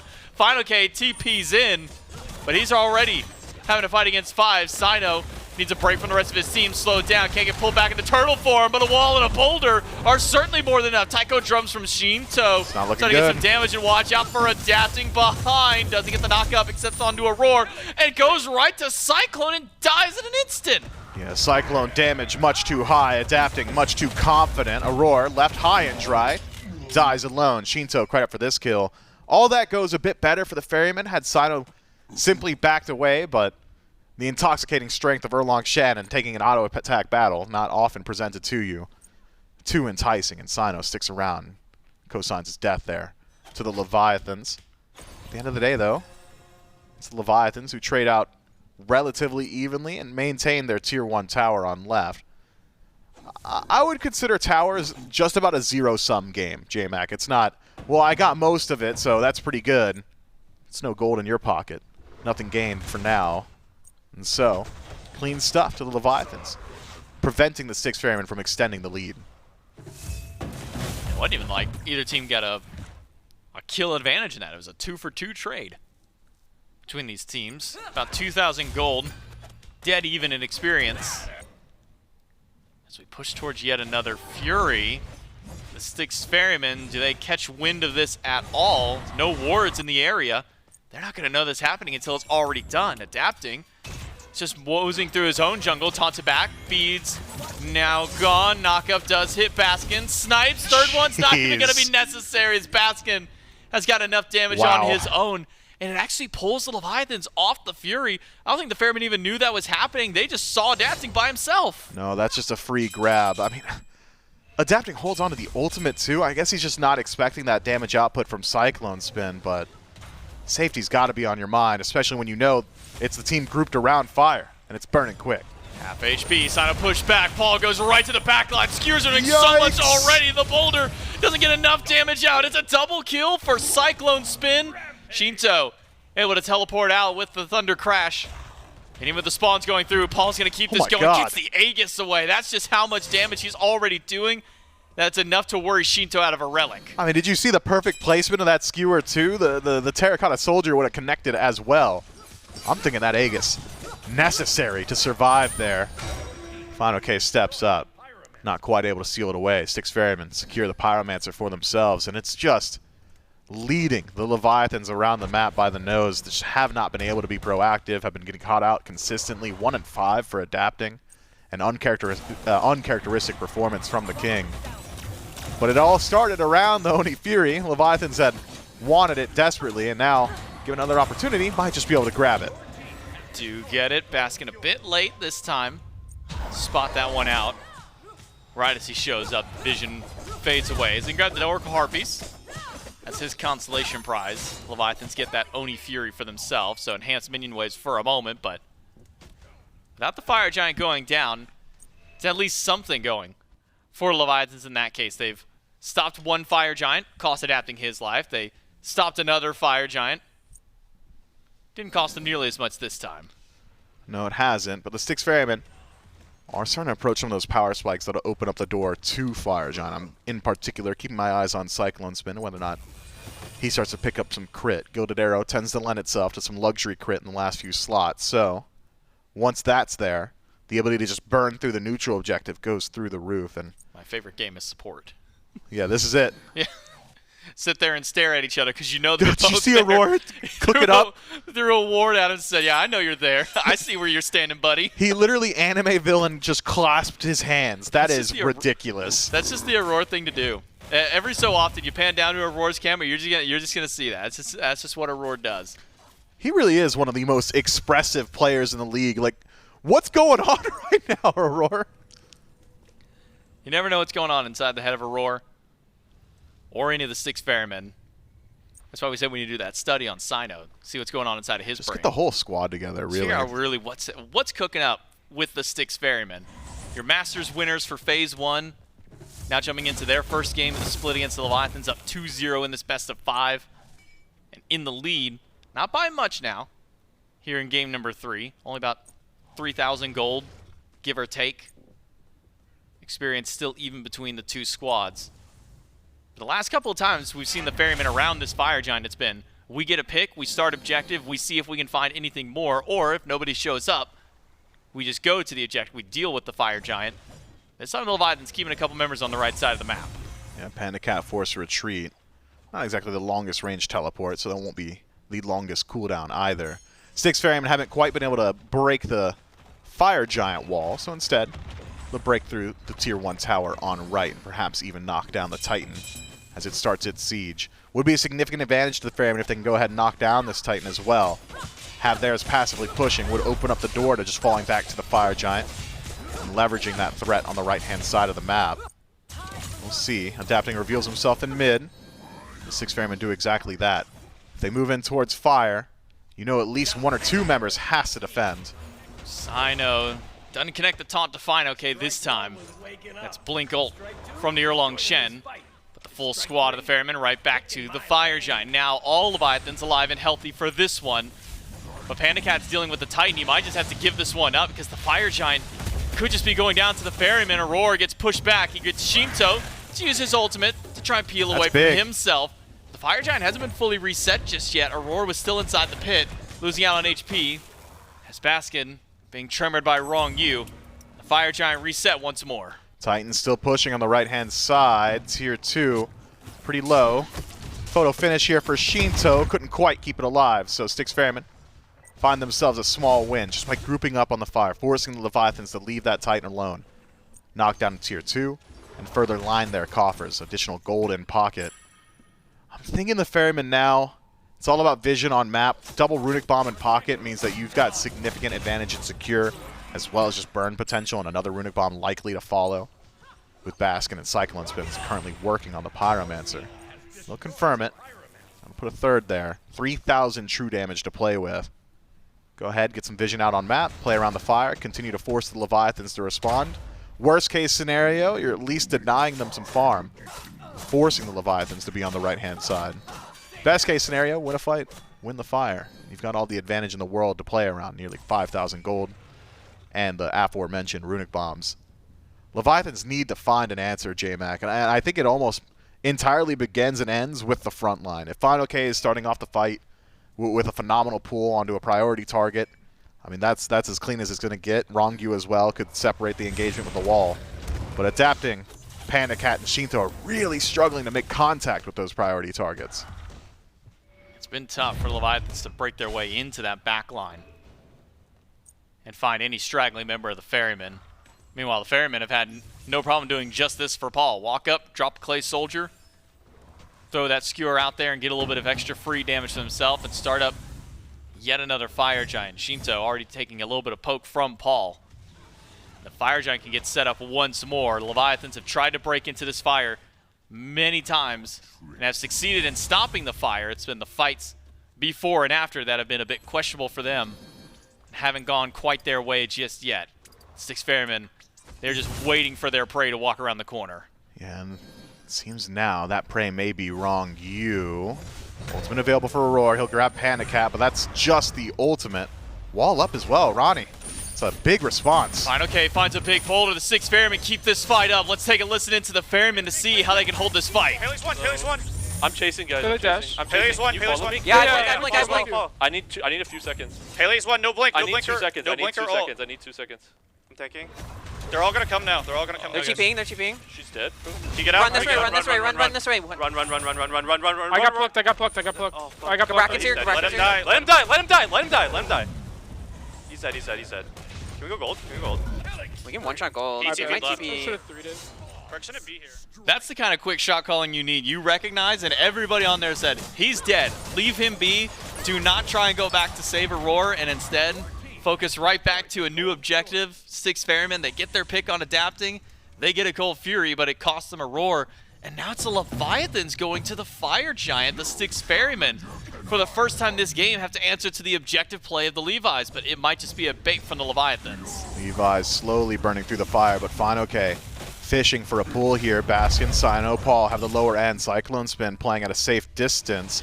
And all the while, Fire Giant's putting in some good damage. Quarter HP on the objective. Cyno pushes the wall. Baskin in the middle of 4, but a pin is there, and Baskin's already channeling that ultimate. He gets beads from a few different people. Ronngyu trying to stay alive, and Cyno got caught on the ring, and instead it's Paul who drops the kill on that one. Sheento goes in, but that was a mistake, Sheento. You don't want to fight Paul. He's still got plenty of damage. 2 for him, but 1 for fineokay. Ends in a 2-for-2 trade. fineokay on the chase. Has only been left in the dust as Paul TPs beyond him. Joined by Baskin. Could be a potential turnaround here. Aror back from the grave. He's got an ultimate for fineokay. fineokay's got Beat Scheme alive. Meanwhile, watch out for adapting and PandaCat who have just joined back in. Panda sends 1 through the rounds, and on landing, Aror might just be dead once more. He joined the fight just to die once more. The support of the Ferrymen down for the count. Aror getting the worst end of it. A few times in a row now. Those pulls from fineokay just been so threatening to him. And now, it's the Leviathans once more with all the advantage. Aror, 40 seconds of the grayscale, 15 on Cyclone, and 3 members of the Leviathans already in the Fire Giant pit.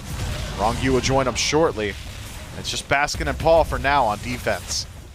Paul's got a few seconds on ultimate. Baskin's got his back. Fire Giant at a quarter HP. Can Baskin or Paul stop this one or steal it away? Will they go for the fight?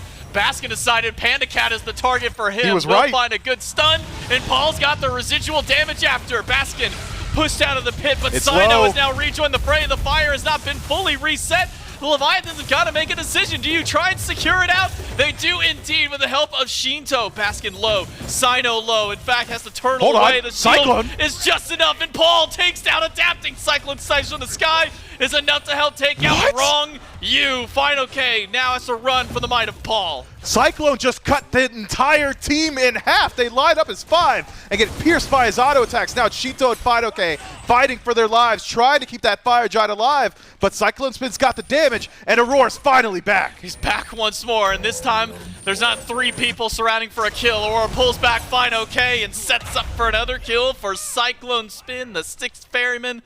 While they don't get the Fire Giant, they pull it off of everybody except Sheento. Man, it just all lines up there for CycloneSpin. His damage output must have doubled, could even gone beyond that off of that small engagement. Now, with 3 dead on the Leviathans, and only Sheento benefiting from fire, I think it's the Styx Ferrymen's entire map. Go ahead, knock down a tier 2 tower, fall back to the Pyromancer, continue to push that gold lead, which is still significant. Waiting on some 6-item slots. Aror, of course, Baskin, still working on those builds. A few of the relics still need upgrades as well. 32 minutes in. Neither team exactly at full strength. Styx Ferrymen now at the first, we'll call it, significant lead of the game at 7,000 gold. Still with one more tower to play with as well on Leviathan's dual lane side of the map. Styx Ferrymen, this has been just back and forth, these objectives. They win maybe an early fight, then lose a late fight, or they lose a early fight, then win the late one afterwards. Objectives secured by Leviathans, at least helps them group up and push up the left side of the map. Tier 2 now removed on the Ferryman's end. And Oni Fury about to respawn. A nice bonus prize for the Leviathans after securing that objective. But now it comes down to what do the Styx Ferrymen do in response? Do you wait out the next 4 minutes of this game, wait for that Fire Giant to come back up and do it all over again? Or do you make the proactive play and start pushing up a lane? Because the Leviathans, seems that that's their call. Head up to the left side right away. Yeah, I think it's likely the Ferrymen just spin their wheels for the next few minutes. Fire Giant only on Sheento is not a massive deal, but still is a pretty significant advantage. Go ahead, play defensive, see if maybe the Leviathans overstep. It's unlikely the Leviathans push in towards Phoenix here. Really, the Leviathans and grabbing that Fire Giant essentially just extend this match. And will bring us back to neutral once more. And as the game continues to go onward, that always benefits the team that is behind, especially this late in the game. So any minute added to the clock should further enhance the builds of the Leviathans, catch them back up to their enemies in the Styx Ferrymen. I can't tell you what the difference needs to be. We need to see more from Adapting, truthfully. Adapting's Pele performance so far has left a bit to be desired.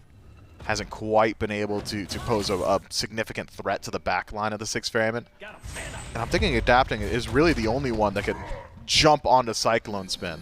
Often CycloneSpin has been left alone in these fights. It's Paul, Cyno, Baskin, Aror all diving. And then CycloneSpin either following up from the air, thanks to that Astral Barrage, or simply straggling along trying to keep up with his team. If Adapting's back there, it could separate the Styx Ferrymen, force them to peel back, try and help out their ADC, alleviate some of that pressure the rest of his team is feeling. But I also can't blame him for being a bit unwilling to do so the few times we've seen him attempt it. That turn and burn potential that CycloneSpin has had, just a little bit too much to deal with. Fortunately, though, with fineokay picking up Spectral Armor, as well as Ronngyu holding on to Spectral Armor, should be able to mitigate some of those crits. It is a last item Deathbringer for CycloneSpin, plus a fully stacked up arrow. And he's got a decent bit of crit chance, and those crits can hit a little bit harder. So we're approaching full build for nearly everybody on the map now. Ronngyu, the only one who's still holding on to that recipe. Didn't have the golden hand to finish out that next item. Difference is in relics, at least, is just about everybody on the Leviathans has finished out their relics. Meanwhile, for the Styx Ferrymen, it's only the frontliners who have maxed out theirs. maybe some power potions in pocket, an elixir for CycloneSpin. That's where the brunt of his remaining gold has now gone. But it's the Leviathans. First ones to the pit, starting to get a little bit of vision out, stripping away what few buffs they can reach without stepping too far out of line. And they've also got really good vision just to catch out the Styx Ferrymen on their push forward. So the Ferrymen realize it's likely the Leviathans are grouped up now. Need to play together to knock down these wards. Baskin and Ronngyu staring each other down. You can even see it there. Neither one willing to take that space. CycloneSpin forced to do the dirty work. Will knock down that sentry. But as far as the Fire Giant pit is concerned, that is solidly within the control of the Leviathans. They've got one on the north and south side. Styx Ferrymen. I mean, it seems to me they're just going to go ahead and wait out the pool. Leviathans inside of the Fire Giant pit. fineokay continuously trying to fish for one of these pulls. See if he can grab him. Usually Paul has been his eye-set target. See if he can grab this carry out of position. A 6-1 and 11 set, a 7-1-7 ROM for CycloneSpin. It's no wonder the Styx Ferrymen's backline has been so difficult to deal with, especially when they're getting slash lines like these. You can't really call Paul much of a backline, though. He's been right up there with the rest of the team. Stygian Beacon will be capped by Cyno. Leviathan should know that at least one person is out of the area, but never too far away. This is a very cautious game around this Fire Giant for both squads. It is. And the Styx Ferrymen, if they want to break the stalemate, could potentially try and levy some split push potential with all the runic bombs in play. Leviathans, though, pull the trigger first. Fire Giant pull, drop down to about 50%. It's around that 40-30% mark there where the Ferrymen will start to move themselves into the pit. Fire Giant starting to get low. The Ferrymen are pushing in. Let's take a listen in with the Leviathans to see how they can pan out this fight. They want only. Can we go Erlang? Yeah. I didn't pull. I can make it push. Look at I pushed Erlang. Needs help. There's an Ares. Man, I'm here. That's my beats down. Damn. They're gonna pull this. There. Should we just give it? Erlang null. Do we have to give? Good area. We could give. We can try and fight. I don't know. I think you guys are I mean, that you can try and steal with Boulder, but I don't think we should fight this. I don't think we should fight this. That's it. Can you live, Alec? Yeah, I should be able to. Just follow me, maybe, Alec. I'll be good. A bit hesitant after Ronngyu goes down. Questions of do we try and go in? Do we go fight? I think he's dead. They thought that fineokay was good. Maybe some help from Sheento can keep alive, but snipes in the sky from Cyclone are melting through Sheento's health. Baskin gets the last hit, and PandaCat's already at half HP. He's bifrosting out to get back to safety. fineokay gets a push onto Baskin, but where's the follow-up damage? It's not there from adapting. It's all going right back to fineokay.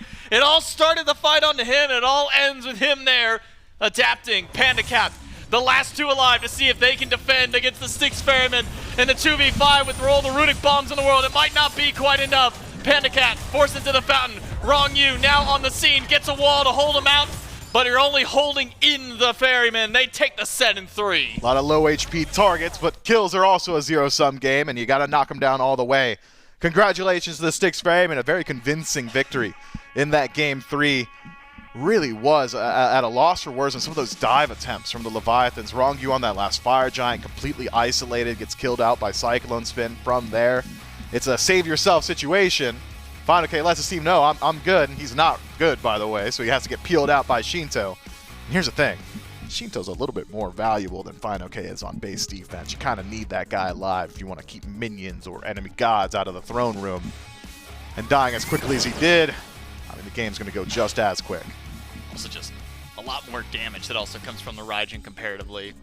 Not able to make it out of this one. The Atlantis Leviathans, they held firm. They found good points. They were able to get a couple of picks, slow this game down, keep a Fire Giant for themselves to delay the game another 4 or 5 minutes, but there wasn't really a point in this game beyond, I would say, the first 10 minutes where the Styx Ferrymen weren't able to take a lead and hold on to it for the remainder of this one. Styx Ferrymen win out 3-0. That's it for me and Midfield on the cast. Throw it back over to the desk. And Trelly, it's a 3-0, but that does not really portray the path that we took to get here. Right. Game 1, it's like Ferrymen, but there's a couple slip-ups, and who knows, are they going to be able to do it? Game 2, that's Leviathans until a couple slip-ups, and then suddenly they're able to do it. I mean, games 1 and 2, you had said it, I think, best, which is the Ferrymen are not happy with how it went. They're just happy they got the win. And I think that was true with the first two. This last one, though, they felt a lot more coordinated in a lot of their strikes. And even though some of the fights were, let's call them even, Paul, CycloneSpin, the damage numbers were just insane. Yeah, there was a few times where, Baskin was able to weasel his way out of some trouble. CycloneSpin showed up after one massive power spike where he was able to finish up a full Deathbringer, come into the fight, and just absolutely pop off. I was very impressed with this Rama gameplay. And that's kind of what I pictured, right? Still, Sheento was able to do a ton of damage, but with Cyno, with Baskin diving, and with Cyclone sniping from afar, it did seem pretty miserable to be a Raijin in a situation where there's not that much damage trying to immune. Did not see a lot from adapting. Honestly, the full set, the Thor gameplay wasn't my favorite, and then this Pele was quite quiet as well. And I don't think that's so much on the engage, right? Because you could tell the Leviathans around this moment where they were hovering around the Fire Giant. We listened into the comps. They were not quite sure if they wanted to go in and fight. Once you lose Ronngyu like that, you lose a good portion of your engage. That Cabrakan was just so impactful to the team fight. So it was a bit split up. And because of that, you'll see, look at the lineup of just how much this Rama was able to accomplish. This was right when that Deathbringer was finished, and you could tell the damage was just so much different. It was night and day. You can't group up for those big AoE auto attacks. 8-1 and 9, 6-1, 14 for CycloneSpin and Paul, respectively. Damage numbers just through the roof, 35k. Is what Paul ends up kind of stacking out to. Like you said, though, Sheento kept up 34,535, right? Like, was a very commanding presence, and maybe the main presence that kept the Leviathans in this game as long as it did. But unfortunately, falls in the face of what the Ferrymen were able to offer. Much cleaner Game 3 compared to Games 1 and Games 2. Still takes them a little while to get there, but as you mentioned, it was essentially just get us to that power spike. Paul got him to that spike, and then Cyclone carried it out from there. And it felt like the Ferrymen came out swinging, and it's a good way, a good first look at what they have to offer for us on this road to Worlds. But you don't have to take it from me. We've got CycloneSpin standing by for an interview. That's right, I've got CycloneSpin ADC for the Ferrymen. First off, congrats on your win here up against the Atlantis Leviathans. Let's now back to game number 1 real quick, because this one is when you guys are winning the whole time through. Leviathans have some strong base defense. And then you guys make a wild call of cap the beacon and immediately then go for the Titan. What led to a call like that from your team? We were asking if we should cap the beacon, which we said yeah. But then when Baskin saw their entire team like at Pyro, we decided we can end and just stop their backs. But it was like really close. We had like maybe 5 seconds before the Titans came up, and we probably would have lost. Ends up working out for you, at least in game number 1. And now game 2 looks a little bit more Leviathan slot into that time. Able to hold out, find that one win, get you now into game number 3, which I'm not going to say it was fully easy for you guys this one, but never really felt like it was out of your control throughout this one. When you have 2 long games, 40, 45 minutes plus on games 1 and 2, what's it kind of like coming into a game 3 like this? It's not that bad, because everyone should be kind of used to it by now. But as long as we have like energy and we're able to like stay calm as well at the same time and keep things clear, we'll be fine. It's like kind of fun. Now, what's it like having Cyno here in the jungle? I mean, you've gotten a whole phase to work with them. Now you jump into a new phase. Phase 1, it was the Nike Sir. That was what he's running with. Now it's Erlang Shen. What's he got cooking up over here in the kitchen for your team? Cyno cooks up whatever he thinks he's good, and we're here to help him. Whatever he cooks, we just let him play it and do it and play around it. Got you guys a nice 3-0 here. Congratulations, Cyclone, on the win. I'll let you have a go team. We'll throw it back over to the desk. Sometimes that's just the way you got to play. And that's for a lot of people. It's not surprising how often we hear if blank says they want to do whatever, we just let them do it. I mean, yeah, the results speak for themselves. You don't have to worry about Cyno last hitting your kills because he's building so tanky. He's going to set up for you, and you get to have those flashy stat lines. Cyclone and Paul are consistently like 7-1, 5-2, whatever, because they get to get all the last hits. I feel like I said that, but all of the memories that I immediately had of people saying, yeah, we just let blank get what he says. I think every single time I've heard that quote, it's been about Cyno. It's just been from different people on the Ferrymen saying the same thing. So, they do well. And, of course, it ends up looking great. Trelly this week has changed a lot of things if you were looking at the schedule. We were mainly 3-0s, 6 games on Friday, 6 games today, and then yesterday we went up to 8, 3-0 for the Warriors over the Hounds, with a 3-2 win for the Dragons over the Gladiators. And that's going to be important, right, as we go along, especially as we saw last phase. Plus minus really does make a big difference here. And so the Dragons going 5 against the Gladiators will make a huge difference in the standings, which as of right now are going to be pretty much straightforward, right? A couple of teams have played 2 sets, a couple have only played 1. Ferrymen get to stand up with a 100% win rate at 1-0. Leviathans now 1-1. Dragons 1-1. The Hounds, with their loss to the Warriors, are at 0-1. The other side for the Chaos Division, the Warriors are starting to streak off pretty good. You talk about the kickoff immediately into the first 2 sets of the phase, and they are on a pretty decent short win streak in comparison to what they've put up in the past. And that is going to shape up a very interesting division now that they have the Kings, Glads, and Ravens. So the Kings and the Ravens, I believe, joining them in kind of a swap with Leviathans and Dragons going over towards Order from what we saw in Phase 1. And Charlie, it's making things pretty interesting. Does anything stand out to you as maybe surprising after Week 1? Not so much surprising. You know, it's difficult to take a look at just the first week because, again, I think the biggest topic of conversation during a new split, especially one that's leading into Worlds, right, is how quickly can these teams adapt to the current meta. And it does seem to me like the Warriors are always on top of that, right? They're always going to be the first ones to understand exactly how they want to play the map. And then you get to see, you know, for example, the way that the Ferrymen are playing, where it's not exactly that same meta. It's a version. It's their own version of that meta. So I think there's still going to be some growing pains for a lot of these teams. So far, not so much surprising. Nothing too surprising in Week 1 to figure out, but maybe something surprising that will be coming up in Week 2. We can take a look at the schedule for what you have waiting for you. Friday at 11 is when we're going to be starting, 11 Eastern. As the Leviathans taking on the Hounds. So they came in this week, had a couple of rough matchups. The Hounds not going to give them an easy time. Ravens and the Gladiators. The Ravens still looking for their first win. The Gladiators as well.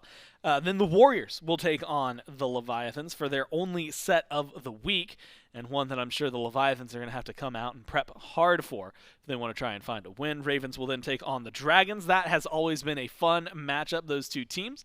And it'll be fun to see what they have to offer for us to close out Saturday. And then Ferrymen, Hounds, and Kings Gladiators on Sunday. And Trelly, that Ferrymen, Hounds matchup in Phase 1 was the most recurring matchup because, I mean, we were talking twice, I believe, in the regular phase. Then they had to play a tiebreaker. Then they ended up meeting again, going 5 games at Masters. It was just phenomenal how often they found each other. And so it's not a matchup to sleep on, something that you want to keep your eyes about, but that is a wrap for Week 1 here of the SPL on the road to Worlds. From myself, from Trelly, of course, everyone back in production, all the other casters, everyone here at Hi Res Studios, thank you so much for tuning in this weekend. We hope to see you in Week 2, live on Friday at 11. We'll see you then.